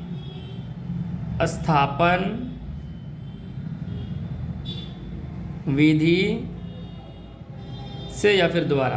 प्रतिस्थापन विधि क्या कहता है, ट्रिक आपको पता ही है। ट्रिक कहता है 1 3 2 3, ठीक है, 1 3 2 3 इस तरह। तो 1 से, तो इसका मतलब समीकरण की बात हो रही है। समीकरण 1 से, समीकरण 1 क्या है, तो आपके पास जो इक्वेशन है 7x + 6y बराबर 3800। हम यहाँ क्या करते हैं, 7x को एक तरफ रख लेते हैं, बाकी सबको एक तरफ। 3800 - 6y, ठीक है। अब जो मेरा x है, x बराबर हम लिख लेंगे 3800 - 6y, और ये जो 7 है इसको नीचे में कर लीजिए और इसको ब्रैकेट से बंद कर दीजिए। ये हो गया मेरा इक्वेशन 3, ठीक है। जब इक्वेशन 3 हो गया तो यही वैल्यू हम रखेंगे। अब किस में रखेंगे, तो आप लोगों को पता है समीकरण 2 में, समीकरण 2 में किसका वैल्यू रखेंगे, समीकरण 2 में तो जो x आया, x का मान रखने पर, ठीक है। यहाँ रख लिया, तो अब यहाँ आगे चलते हैं। तो मैं यहाँ वैल्यू रख लेता हूँ। तो समीकरण जो मेरा 2 है क्या है, तो उस समीकरण को 2 को लिखिए। तो आपका जो समीकरण 2 है वो आया है 3x + 5y बराबर 1750, ठीक है। अब यहाँ क्या करेंगे, वैल्यू को पुट करिए, यानी जो 3 है 3 ब्रैकेट बंद करिए, यानी चालू कीजिए। x का वैल्यू आपका देखिए ऑलरेडी दिया हुआ है 3800 - 6y, और नीचे में क्या है 7, ब्रैकेट बंद कर दीजिए। और इसके बाद जब इसको बंद किए तो कितना लिखेंगे 5y और बराबर में 1750, ये आपने लिखा। अब यहाँ क्या करेंगे, अब देखिए तो ये मल्टीप्लाई करने की देरी है। 3800 को 3 से गुना कीजिए, तो अब 0 को 2 बार गुना करेंगे 3 से तो 0 हो जाएगा। फिर 8 तिया 24 आ जाएगा और आपके पास क्या बच जाएगा 2 और 3 तिया 9 2 11। ये हो गया आपका माइनस 6 तिया 18y और इस पूरे बटे में कितना आ जाएगा 7। यहाँ देखिए तो प्लस में 5y है, इसको रहने दीजिए। इसके नीचे में कुछ नहीं तो हम क्या लिख सकते हैं 1 बराबर 1750। आगे की ओर चलते हैं तो जब देखेंगे 7 1 का आप लघुत्तम निकालेंगे तो 7 1 का लघुत्तम हो जाएगा 7 और ये आपका हो जाएगा 1 1 4 00 माइनस 18y है 18y प्लस में 7 पचे क्या हो जाएगा 35y, क्योंकि ये 1 से 7 में भगाएंगे भाग तो 7 बार में, 7 को 5 से गुना करेंगे 7 पचे 35 हो जाएगा और आपके पास जो फाइनली आंसर बन रहा है यहाँ देखिए 1750। अब इसके भी नीचे कुछ नहीं तो क्या है 1। अब क्या करेंगे आप ऊपर ऊपर ऊपर वाले को नीचे से, नीचे वाले को ऊपर से, यानी क्रॉस मल्टीप्लाई करेंगे। अगर नहीं करेंगे तो एक बार जोड़िएगा। तो चलिए हम क्या करते हैं कर लेते हैं। तो ये 1 1 4 00 माइनस 18y प्लस 35y बराबर 7 को इस 1750 से गुना करेंगे। तो देखिए अगर 0 से मैं गुना करूँ इस 7 को, यानी आपको पता है ऊपर नीचे गुना होता है, ये वाला पार्ट इससे और ये वाला पार्ट इससे। तो मैंने इसको पूरा गुना किया यहाँ से यहाँ, अब इसको गुना करिए। तो 7 पचे 35, हासिल बच गया आपके पास 3 7 49 49 और 3 हो जाएगा 52, 5 बच जाएगा 7 5 12। ये आपके पास ये वैल्यू प्राप्त हुआ। अब हम क्या करते हैं y वाले को एक तरफ रख लेते हैं। तो 35 में देखिए 7 2 34 यानी 17, देखिए तो 15 में से 7 8 गया हो जाएगा 7 y, उसके बाद बचा 2 2 में से 1 गया 1, यानी कितना y बच गया 17y। और इधर देखेंगे तो 1 2 2 5 0 माइनस करेंगे किसको, ये देखिए तो 1 1 4 00, क्यों, क्योंकि ये पॉजिटिव में है और उस पर जाके हो जाएगा नेगेटिव। तो आपके पास बच गया 17y इधर, और इधर देखिए तो हल कीजिए तो माइनस कीजिए 12,250 में 11,400 को, देखिए 0 में से 0, फिर ये हो जाएगा 5, ठीक है 5, और उसके बाद देखिए 12 में से 4 जाएगा 8, बचेगा कितना 1, ये 1, ये हो जाएगा आंसर 8 85 हो जाएगा। तो ये 70 पचे 85 5 बार में, तो आपका फाइनली आंसर y बराबर हो गया 50, y बराबर हो गया 50। अब जो आपका y का वैल्यू आया, अब फिर पुनः किस में रखेंगे, थोड़ा बड़ा हो गया, पुनः समीकरण किस में जाएंगे 3 में, किस में जाएंगे 3 में, और किसका वैल्यू रखना है y का मान रखने पर। देखिए y का मान कैसे रखेंगे, तो अब यहाँ आइए समीकरण 3 क्या है आपका x बराबर, तो x बराबर आपका है 3800 माइनस 6y बटे कितना है 7, इस प्रकार है। जरा एक चीज़ देखिए 3800 माइनस 6 गुना y का वैल्यू आपका हो गया 50 और नीचे में हो गया 7। जब इसे एक बार और हल करिए तो हल करते जाइए, देखिए कहाँ आंसर आ जा रहा है। ये 3800 माइनस 6 पंचे 30 यानी 3000 और नीचे में हो जाएगा 7 हो जाएगा। चलिए अब एक चीज़ देखिए, ये 6 पंचे 30 हो जाएगा और ये 3800 था ना, कहाँ गया ये 3800 माइनस 6 पंचे 30, ये 3000 नहीं 300 होगा, ठीक है। चलिए क्योंकि ये 6 पंचे 30 300 होगा, 3000 लिख दिए। जब आगे देखेंगे तो देखिए 3800 में 300 चला जाएगा, हो जाएगा आपके पास 3500 और 7 से आप भाग लगाएंगे तो ये कट जाएगा 7 पचे 35, 7 पचे 35 5 बार में, कितने बार में 5 बार में। तो आपके पास जो x का वैल्यू आया वो 50 नहीं बल्कि 500 आया, कितना आया 500। अतः हम यहाँ लिख सकते हैं, यही चीज़ को मैं नीचे यहाँ अतः लिख सकते हैं बल्ले का मूल, अतः बल्ले का मूल्य किसका x, और x बराबर मेरा कितना आ गया, तो एक बल्ले का मूल हो गया आपका 500 तथा गेंद का मूल्य y बराबर आपका कितना आया 50। ये आपका फाइनली आंसर कंप्लीट हो जाता है। थोड़ा ज़्यादा इसमें कैलकुलेशन था इस तरह का, जैसे कि इक्वेशन 2 रखने के बाद इस तरह करना पड़ा। आप लोग भी करिएगा आराम से, ठीक है। उम्मीद करते हैं ये आपको समझ में आया होगा। चलते हैं नेक्स्ट सवाल पे, 3 का 4 नंबर सवाल पे चलते हैं हम लोग। चलिए, इस तरह के सवाल, इस बार जो सवाल है भाड़ा वाला है।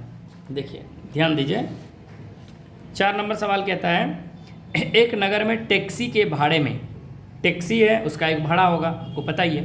तो एक नियत भाड़े हैं और नियत के अतिरिक्त चली गई दूरी का भाड़ा है। यानी 2 तरह का भाड़ा है। एक नियत है, जैसे कि नियत का मतलब ऐसे समझिए, बता रहे हैं, चली गई दूरी का भाड़ा। नियत का मतलब ऐसे समझिए कि मान लेते हैं आप कहीं से जा रहे हैं, ठीक है। जैसे मान लेते हैं मैं एस से टी की ओर गया, ठीक है, एस से टी की ओर।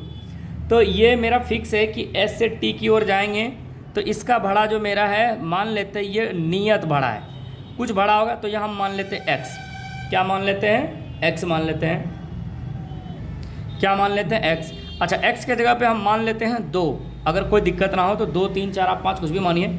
अब फिर टी के बाद चाहे आप इधर जाएं, ठीक है, एम की ओर जाएं, चाहे आप इधर जाएं, किसी की ओर जाएं, मान लेते हैं एन की ओर जाएं, या फिर आप इधर पी की ओर जाएं, अब कहीं भी जाएं उससे कोई फ़र्क नहीं पड़ता। हो सकता है आप यहाँ जो है ये मतलब मान लिए आपने 2 किलोमीटर चला, कितना किलोमीटर चला यहाँ पहले, नियत एस से टी की ओर जो गया आपने मान ला 2 किलोमीटर चला। आप यहाँ 3 किलोमीटर चले, यहाँ आप 4 किलोमीटर चले, यहाँ आप 5 किलोमीटर चले। तो इधर जितना भी किलोमीटर चलेंगे आप उस किलोमीटर के हिसाब से अलग भाड़ा देना होगा।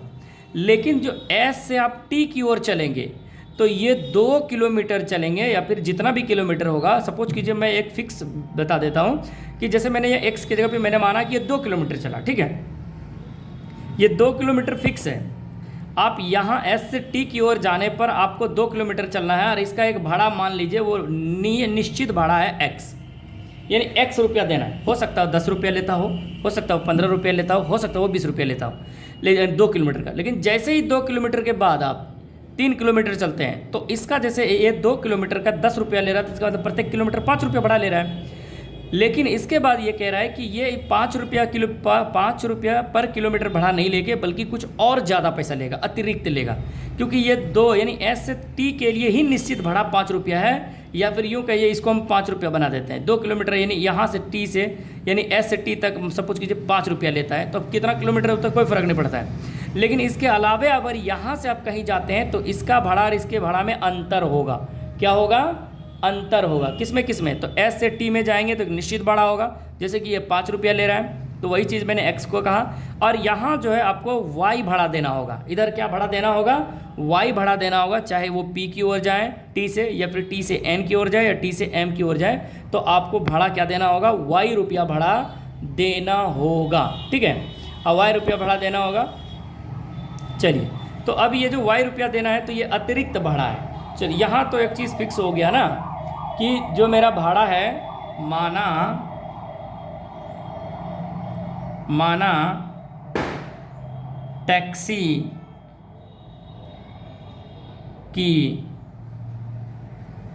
नियत भाड़ा मैं क्या मान लेता हूँ? एक्स। ये इसलिए एक्स माना क्योंकि ये फिक्स है, तथा टैक्सी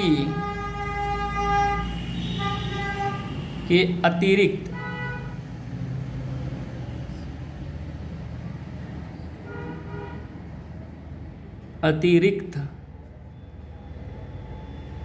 भाड़ा बराबर वाई।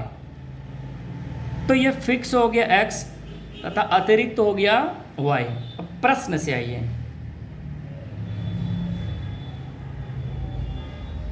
प्रश्न से आएंगे तो अब ये तो टैक्सी का नियत यानी ये जो एस से टी तक चल रहा है, या कोई भी आप कुछ भी मान लीजिए, तो ये तो एक्स लेगा, तो ये एक्स होगा। लेकिन इसके अलावा जितने भी आगे दूरी जाएंगे, वो चाहे 1 किलोमीटर चले, 3 किलोमीटर चले, 5 किलोमीटर चले, 4 किलोमीटर चले, कुछ भी चले, उसका भाड़ा आपको अलग लगेगा, ठीक है। ये कह रहा है। तो सवाल में ये कह रहा है कि कहता है, पहले कहता है कि 10 किलोमीटर दूरी के लिए 105 रुपया। तो देखिए पहली बार कह रहा है कि 10 किलोमीटर का दूरी चलता है, तो एक नियत भाड़ा होगा ना इसका, तो x हो गया नियत। इसके अलावे, नियत के अलावे ना वो चलेगा, क्योंकि नियत तो फिक्स है, तो नियत तो जोड़ाएगा नहीं, तो नियत अलग हो गया। इसके अलावा जो अतिरिक्त चलता है वो कितना किलोमीटर चलता है, 10 वाई, और कितने रुपया उन्हें पैसा देता है, 105 रुपया हो गया इक्वेशन 1। पुनः प्रश्न से जब देखेंगे तो फिर ये अतिरिक्त कितना किलोमीटर चल रहा है, 15 किलोमीटर चल रहा है, यानी ये जो वाई चल रहा है ये 15 किलोमीटर चल रहा है, और नियत भाड़ा तो फिक्स है। नियत क्या है, x।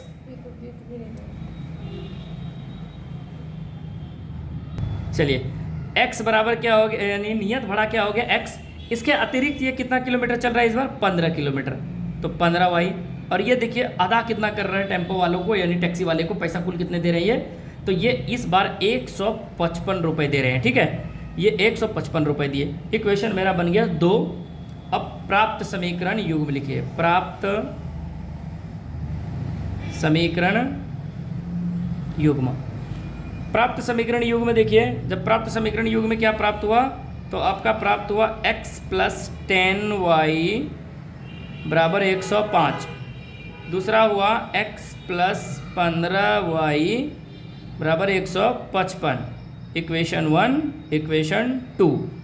ठीक है, यहाँ तो ये प्राप्त हो गया, लेकिन इसमें एक चीज़ और कहा गया है।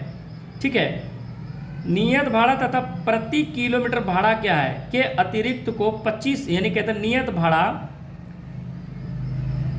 तथा प्रति किलोमीटर भाड़ा क्या है, आपको ये ज्ञात करना है, यानी x और y का वैल्यू ज्ञात करना है। उसके अलावा पूछा गया कि एक व्यक्ति को 25 किलोमीटर यात्रा करने के लिए उसे कितना और भाड़ा देना होगा, यानी कितना भाड़ा देना होगा। ये 10 किलोमीटर चला, ये यानी 15 किलोमीटर चला। अब पूछ रहा है कि जब 25 किलोमीटर कोई आदमी चलेगा नियत के अतिरिक्त, तो उसे कितना भाड़ा देना होगा। तो पहले हम यहाँ क्या करेंगे, नियत और अतिरिक्त भाड़ा ज्ञात कर लेंगे। नियत और अतिरिक्त भाड़ा कैसे ज्ञात करेंगे, तो हमें कौन सा विधि बताया गया यहाँ, प्रतिस्थापन विधि। जब तक कोई विधि ना कहा जाए तो विलोपन विधि से बनाएं, और जिस विधि का जिक्र किया जाए उस विधि से बनाएं। जैसे कि यहाँ सवाल में कहा गया था पहले ही एक्सरसाइज में कि आपको प्रतिस्थापन विधि से बनाना है। ठीक है, प्रतिस्थापन विधि से कहा गया था, प्रतिस्थापन विधि से लिख लेते हैं। तो प्रतिस्थापन क्या कहता है, ट्रिक आपको पता है, 1 3 2 3, यही कहता है ना, ये प्रतिस्थापन विधि कहता है 1 3 2 3। तो चलिए प्रतिस्थापन विधि से तो पहले चलेंगे समीकरण 1 से। 1 से क्या है, तो इक्वेशन को लिखेंगे x + 10y बराबर 105। ठीक है, हम क्या कर लेते हैं, x को इधर रख लेते हैं, बाकी सबको एक तरफ कर लेते हैं। ठीक है, यहाँ आ गया, और इसे हम मान लेते हैं समीकरण 3। ठीक है, कोई दिक्कत है। अब यहाँ से हम लिखेंगे, जो अब 3 आया अब वो किस में जाएंगे, 2 में। समीकरण सेकेंड में x का मान रखने पर। ठीक है, तो यहाँ से आइए, इधर से यहाँ से हम ले लेते हैं। जब यहाँ से आप देखेंगे तो आपका इक्वेशन 2 क्या है, उस चीज़ को देखिए, क्या है मेरा x प्लस दूसरा इक्वेशन क्या है 15y, अब बराबर कितना रुपए है 155। यहाँ आप x का वैल्यू रखेंगे तो x का वैल्यू है आपका 105 माइनस 10y, और ये प्लस में कितना y है 15y, बराबर में कितना 155। चलिए अब एक काम करेंगे, 15y में 10y चला जाएगा, कितना y 5y, 155 रहेगा और माइनस 105 हो जाएगा। आपके पास इधर बच जाएगा 5y, इधर देखिए 55 में 5 गया 50 हो गया, और 100 चला जाएगा, सीधा हो जाएगा 50। ठीक है, 50 5 धांग 50, 10 बार में ये कट जा रहा है, कितना वैल्यू आ रहा है इसका 10। y बराबर कितना आ गया 10। अब चलेंगे पुनः किस में चलेंगे इस बार, समीकरण 3 में, और 3 में किसका वैल्यू रख लेंगे, आपको पता है ये y जो वैल्यू आया आप किस में जाएंगे 3 में। 3 में y का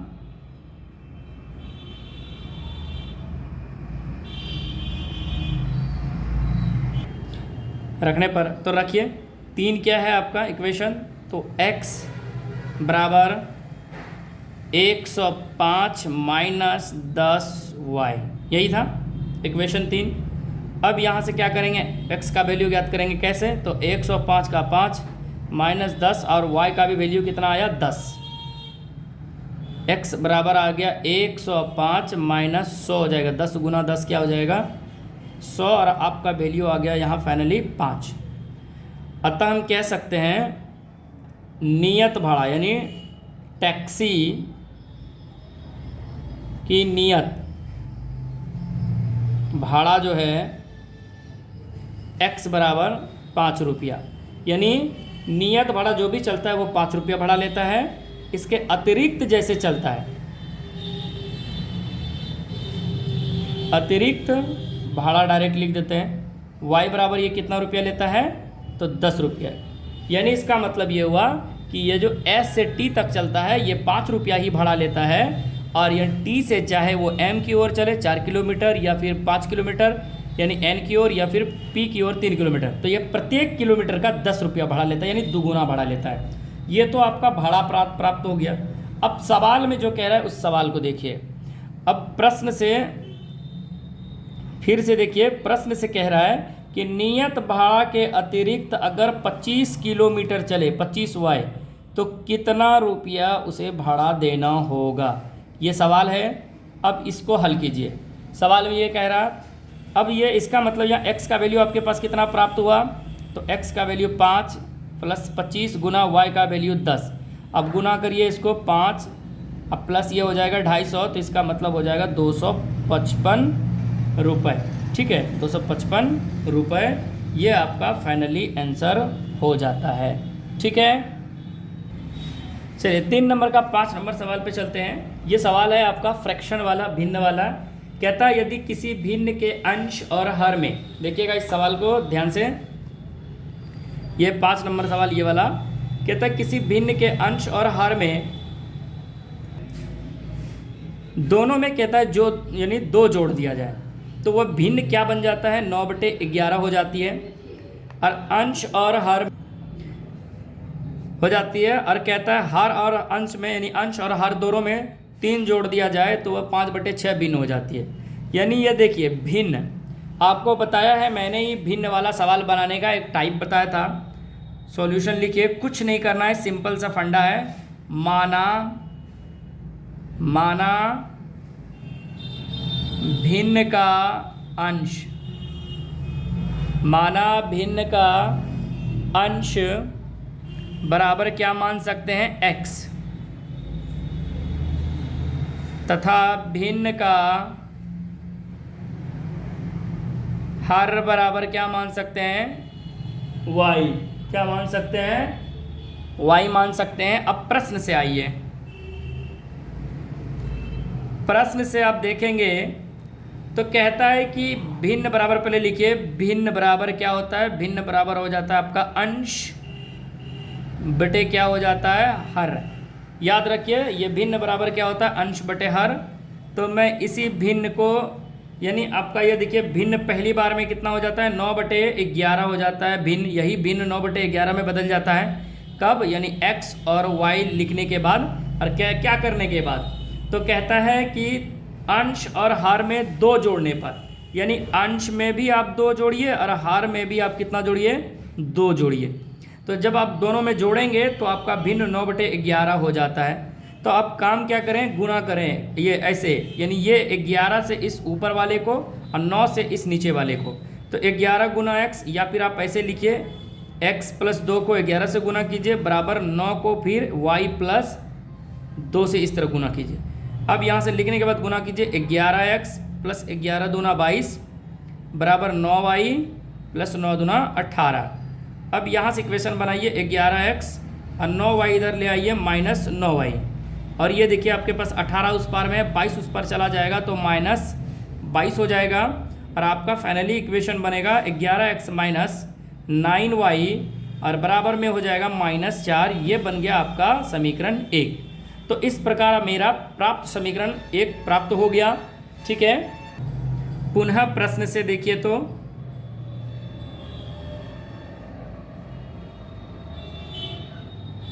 पुनः प्रश्न से देखिए फिर वही भिन्न लिखेंगे, क्योंकि दूसरा वाला भी क्या है, भिन्न कितना हो जाता है 5/6, भिन्न बराबर हो जाता है आपका अंश बटे हर। यानी इस बार जो भिन्न बदल जाता है आपका 5/6 में भिन्न बदल जाती है, यानी x और y। देखिए सवाल में कहा गया था कि इस बार दोनों में 3 जोड़ देने से, दोनों में यानी अंश और हर में 3 जोड़ दीजिएगा, फिर मल्टीप्लाई सेम उसी तरह करना है 6 को x + 3 से, यानी अंश यानी भिन्न के नीचे वाला से, दूसरे वाले का ऊपर वाला से, और जो पहला वाला है उसका ऊपर तो दूसरे वाले का नीचे से क्रॉस गुना करना है 5y + 3, यानी क्रॉस लगाना है कट ऐसे 6x + 18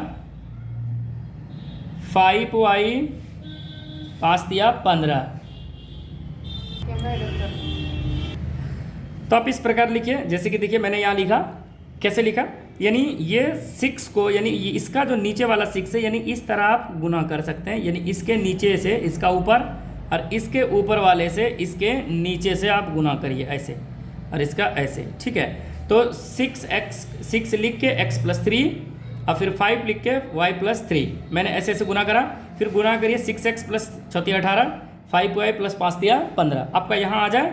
तो अब यहाँ से फिर आप इक्वेशन बनाएंगे कैसे, 6x - 5y उस पर में इस पर में आके माइनस हो जाएगा 15 और + 18 उस पर जाके हो जाएगा -18, ठीक है। और एक बार स्टेप देखेंगे तो ये हो जाएगा 6x - 5y बराबर में हो जाएगा -3, और ये बन जाएगा आपका फाइनली इक्वेशन 2। तो आपके द्वारा 2 समीकरण प्राप्त हो गया, ठीक है। तो हम यहाँ लिखेंगे प्राप्त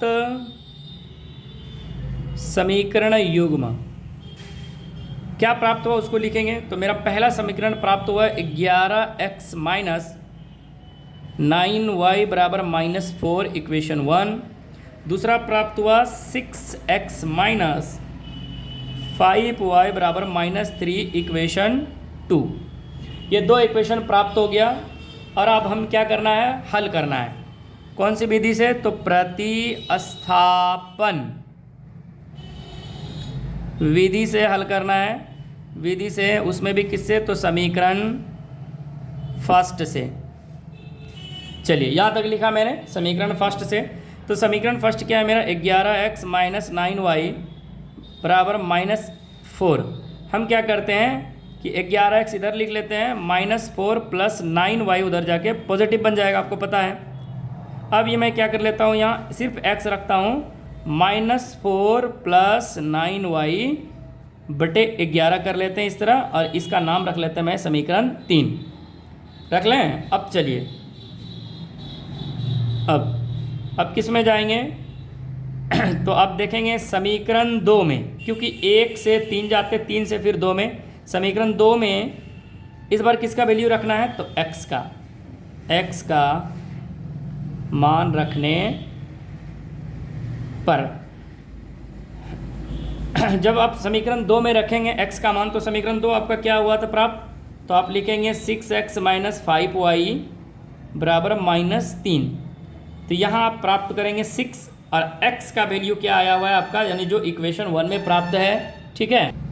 तो क्या प्राप्त है, तो -4 + 9y बटे 11, ठीक है, ये प्राप्त हो गया। माइनस में कितना y, 5y बराबर में -3। अब ये इनको आप क्या करेंगे, गुना, तो 6 चौके 24, माइनस में 6 नंबर 54 y, अब पूरे में बटे में कितना है, देखिए तो पूरे में बटे 11 है, माइनस में 5y, इसके नीचे में कुछ नहीं तो क्या है 1 बराबर -3 में -3 लिखिए। जब आगे की ओर चलेंगे तो आप देखेंगे कि 11 1 का लघुत्तम आप कितना लिए 11, तो ये हो गया -24 + 54 होगा जी, 54 y, अब -11 × 5 55y, ये आपका प्राप्त हो गया, और ये -3 हो गया यहाँ से यहाँ तक। जब आगे की ओर चलेंगे तो आप देखेंगे 55 में से 54 जाएगा, यानी ये हो जाएगा -24 में से 55 में, एक बार लिख लेते हैं इसको, इसके नीचे कुछ नहीं तो क्या है 1, इससे डायरेक्ट गुना कर लेते हैं, तो ये हो जाता है मेरा 54y प्लस में और 55y माइनस में और 11 तिया माइनस में हो जाएगा 33। आगे की ओर जैसे ही चलेंगे एक स्टेप, तो अब क्या करेंगे, 55 में 54 चला जाएगा तो माइनस y बच जाएगा, और ये माइनस जो 33 है और ये प्लस उस पर जाके 24 बन जाएगा। ठीक है, एक बार और देखते हैं, तो जो माइनस y है बराबर में देखिए तो माइनस, और कितना ज़्यादा है उस चीज़, कितना ज़्यादा है तो दोनों में अंतर देखिए तो 30 6 3 9, यानी 6 इधर और 3 9 है, माइनस से माइनस कैंसिल। तो आपका यहाँ फाइनली आंसर क्या बना देखिए तो y बराबर बन गया आपका 9, y बराबर क्या बना आपका 9। अब यहाँ जो y का वैल्यू प्राप्त हुआ, अब वो इक्वेशन किस में रखेंगे, पुनः लिखिए, अब किस में जाएंगे, तो समीकरण 3 में y का मान रखने पर, तो जब देखिए आप समीकरण 3 आपके पास क्या प्राप्त हुआ था, तो आपके पास x बराबर प्राप्त हुआ था माइनस में 4 प्लस में 9y और बटे में कितना प्राप्त हुआ था 11। जरा देखिए ये x बराबर -4 में प्लस 9 इंटू वाई का वैल्यू आप देखेंगे तो 9 और नीचे में है 11। ठीक है, अब फिर से इसे देखेंगे तो -4 और 9 नमा हो जाता है आपका 81 बटे कितना हो जाएगा 11। आगे हल करेंगे तो आपका प्राप्त होगा 77 और नीचे हो जाएगा 11। जब आप x बराबर प्राप्त करेंगे 11 सते 77 7 बार में। अतः भिन्न बराबर क्या होता है आपको पता है, अंश बटे हर। क्या होता है, अंश बटे हर। तो जो मेरा भिन्न प्राप्त हुआ अंश यानी x बटे y, और ये x y का वैल्यू मेरा प्राप्त क्या हुआ, x का वैल्यू 7 और हर यानी y का वैल्यू 9। तो मेरा जो भिन्न आंसर आया 7/9 आया, ये आपका फ्रैक्शन में। ठीक है, देखिए इस बार इस सवाल को फिर से मैं रिव्यू कर लेता हूँ। देखिए यहाँ आपको करना है क्या, भिन्न का मान लेना है। भिन्न में यानी पहला अंश तो x, दूसरा हर तो y। आप यहाँ ये कर पाएंगे तो देखिए एक भिन्न दिया है आपको 9/11 हो जाती है। कब, जब कहता है अंश और हर में 2 जोड़ने पर। तो मैंने अंश हर लिख के दोनों में 2 जोड़ा, फिर क्रॉस मल्टीप्लाई करा, यहाँ से एक इक्वेशन प्राप्त हुआ। फिर पुनः एक भिन्न हो जाता है 5/6, अंश हर लिखा, उनमें मैंने दोनों में कहा गया था 3 जोड़ने के लिए, जोड़ दिया, क्रॉस मल्टीप्लाई करा, और उसके बाद मेरा ये इक्वेशन प्राप्त हो जाता है अंत में दूसरा। जब 2 इक्वेशन प्राप्त होता है तो आपको हम पता है किस तरह लिखते हैं प्राप्त समीकरण युग्म, तो यहाँ मैंने लिखा। अब इन दोनों इक्वेशन को मैंने कौन सा विधि से हल करा, तो प्रतिस्थापन विधि से। कौन सी विधि से, प्रतिस्थापन विधि से हल करा। और ये इस प्रकार प्रतिस्थापन विधि आपको पता है, ये ट्रिक क्या कहते हैं, 1 3 2 3। तो 1 से चला मैं यहाँ तक 3 बनाया, और 3 का वैल्यू मैंने किस में रखा, 2 में। देखिए इस प्रकार थोड़ा सा ज़्यादा कैलकुलेट करना पड़ा, यहाँ तक फाइनली मेरा y का वैल्यू प्राप्त हो गया। और कितना वैल्यू हुआ, 9। जो 9 का वैल्यू प्राप्त हुआ वो इक्वेशन मैंने फिर से थर्ड में रखा, और मेरा क्या प्राप्त हो गया, x। जब x और y प्राप्त हो गया तो क्योंकि ये भिन्न वाला सवाल था, तो फिर अंत में पूछता भिन्न क्या होता। ठीक है, तो कहता है भिन्न ज्ञात कीजिए। तो भिन्न बराबर अंश बटे हर, तो भिन्न यानी x बटे y। तो भिन्न बराबर x बटे y जो है, तो x का वैल्यू मेरा 7 आया और y का वैल्यू 9। तो जो मेरा भिन्न प्राप्त हुआ 7/9 प्राप्त हुआ। ये मेरा आंसर कंप्लीट हुआ। और इस तरह के एक्सरसाइज में और भी आते रहेंगे सवाल फ्रैक्शन वाले। ठीक है, इस चैप्टर यानी इस एक्सरसाइज का अंतिम सवाल है, उसको ज़रा देख लेते हैं लास्ट। आज के लिए इतना ही हो जाएगा। तब चलिए इस बार जो सवाल है, इस तरह के सवाल मैंने एक्सरसाइज 3.1 में आफ्ताब और उसकी पुत्री वाला सवाल पढ़ा था। सेम सवाल उसी टाइप के हैं। कहता है 5 वर्ष बाद, यानी बाद का मतलब मैंने आपको पढ़ाया था, जब बाद कहेगा तो प्लस कर लेना है। और जब भी इस तरह के सवाल मिलेगा गुनी अधि यानी गुनी वाला या फिर पूर्व पश्चात वाला, जब भी पूर्व और पश्चात लिखा रहे तो दोनों में करना है, यानी x और y में भी दोनों में करना है। जैसे कि 5 वर्ष बाद जैकब की आयु और उसके पुत्र, देखिए वहाँ मैंने पढ़ा था आफ्ताब और उसकी पुत्री। तो यहाँ 2 आदमी हैं, तो पहले हम मान भी लेते हैं। ठीक है, सॉल्यूशन माना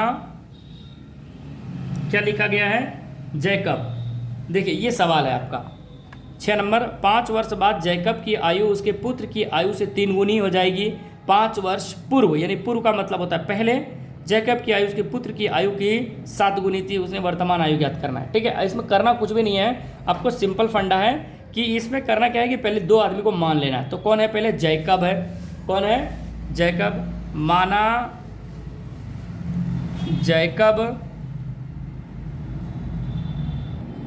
माना जैकब का उम्र बात करें तो x, तथा इस बार उसका कौन दिया, जैकब का पुत्र, तो हम डायरेक्ट लिख सकते हैं तथा पुत्र का उम्र क्या मान सकते हैं, y। तो छोटा यहाँ कौन हो गया, पुत्र, ऑटोमेटिक सी बात है, जैकब पिता है तो पुत्र बेटा है। अब प्रश्न में आ जाइए, यहाँ तो एक बात फिक्स कर लिया कि जो जैकब होगा उसे x मान लेंगे और जो उसकी पुत्र होगा उसे हम y मान लेंगे। अब सवाल में पहले सुनिए, कहता है 5 वर्ष बाद किसका, जैकब की आयु और उसके पुत्र की आयु। देखिए, जब भी बाद वाला सवाल आए या पूर्व वाला सवाल आए या फिर गुनी वाला सवाल आए, दोनों को मैंने क्या करने सिखाया था, बराबर। और कितने वर्ष बाद कह रहा है, 5 वर्ष, तो दोनों के एज में आप 5 वर्ष ऐड कर देंगे। कर दिया। अब ऐड करने के बाद कहता है 5 वर्ष बाद जैकब की आयु उसके पुत्र की आयु की 3 गुनी, यानी इनका आयु 3 गुनी है। तो किससे, पुत्र से। तो इसका मतलब पुत्र छोटा है। अगर मैं इसे ही 3 से गुना कर दूं तब ना, बराबर। और याद रखिए, जब मैंने कहा था कि जब भी गुना करना है उम्र में, बड़ा छोटा में, तो हमेशा छोटा को गुना कीजिएगा। क्यों, अगर इसको आप 3 गुना करेंगे तो 3 3 9 गुना हो जाएगा और ये 1 ही गुना रह जाएगा। और यहाँ हमें करना क्या है, बराबर x + 5 3 गुना y 3 + 5 दिया 15। यहाँ से आपका x और ये 3y इस पर आ जाएगा -3y, ये 15 माइनस उस पर जाके +5, ये -5 हो जाएगा। ये x - 3y बराबर आपका हो जाएगा 10 और ये इक्वेशन हो गया 1। यहाँ से आपका एक इक्वेशन प्राप्त हो जाता है। पुनः प्रश्न से देखेंगे तो इस बार क्या कह रहा है सवाल में, जरा उस चीज़ को ध्यान से देखिएगा। 5 वर्ष पूर्व कह रहा है, तो जैसे ही पूर्व पश्चात जैसे दिखा, दोनों को बराबर करें। पूर्व का मतलब दोनों में 5 वर्ष क्या करें, माइनस।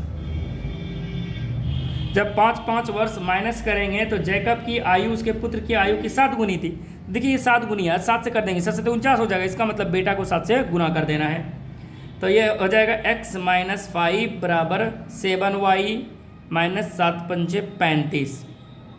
ठीक है, अब आगे की ओर देखते हैं क्या करेंगे। ये जो x है 7 इस पर आ जाएगा 7y, और ये -35 का 35 रहेगा और ये +5 उस पर हो जाएगा। तो हो जाएगा x - 7y और ये हो जाएगा -30 और ये इक्वेशन प्राप्त हो गया आपका 2। ठीक है, 2 इक्वेशन प्राप्त हो गया। अब यहाँ करना क्या है आपको, उस चीज़ को सुनिए। पूर्व का मतलब पहले होता है, ध्यान रखिएगा। पूर्व का मतलब पहले, पश्चात का मतलब बाद। ये आपको सारी चीज़ बता दिया गया है थ्योरी में। अब यहाँ हम लिखेंगे प्राप्त समीकरण युग्म। प्राप्त समीकरण युग्म में क्या देखते हैं, तो मेरा जो प्राप्त हुआ x - 3y बराबर 10 इक्वेशन 1, और दूसरा इक्वेशन हुआ x - 7y - 30 इक्वेशन 2। ठीक है, यहाँ हो गया। तो अब हम कौन सी विधि से हल करेंगे, आपको पता ही है कौन सा विधि कहा गया था, तो प्रतिस्थापन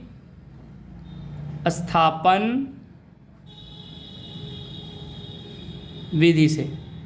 अब प्रतिस्थापन विधि आपको पता ही है क्या कहता है, तो पहले कहता है समीकरण 1 से लीजिए, समीकरण 1 से, और क्या बनाना है, 1 से 3 बनाना है। समीकरण x - 3y बराबर जो 10 है, आप यहाँ क्या करें, x को इधर रख लें, बाकी 10 और ये 3y उस पर जाके प्लस हो जाएगा और यही मेरा बन जाएगा इक्वेशन 3।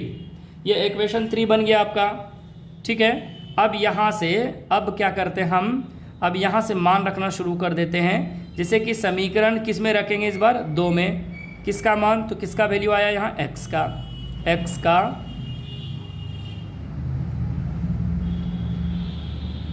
मान रखने पर। चलिए, जैसे आप रखेंगे वैल्यू, तो अब यहाँ से क्या प्राप्त करेंगे, जरा देखिएगा इसको। तो आप इक्वेशन आपका 2 देखिए क्या है। तो इक्वेशन मेरा जो 2 आया है, x - 7y बराबर -30 है।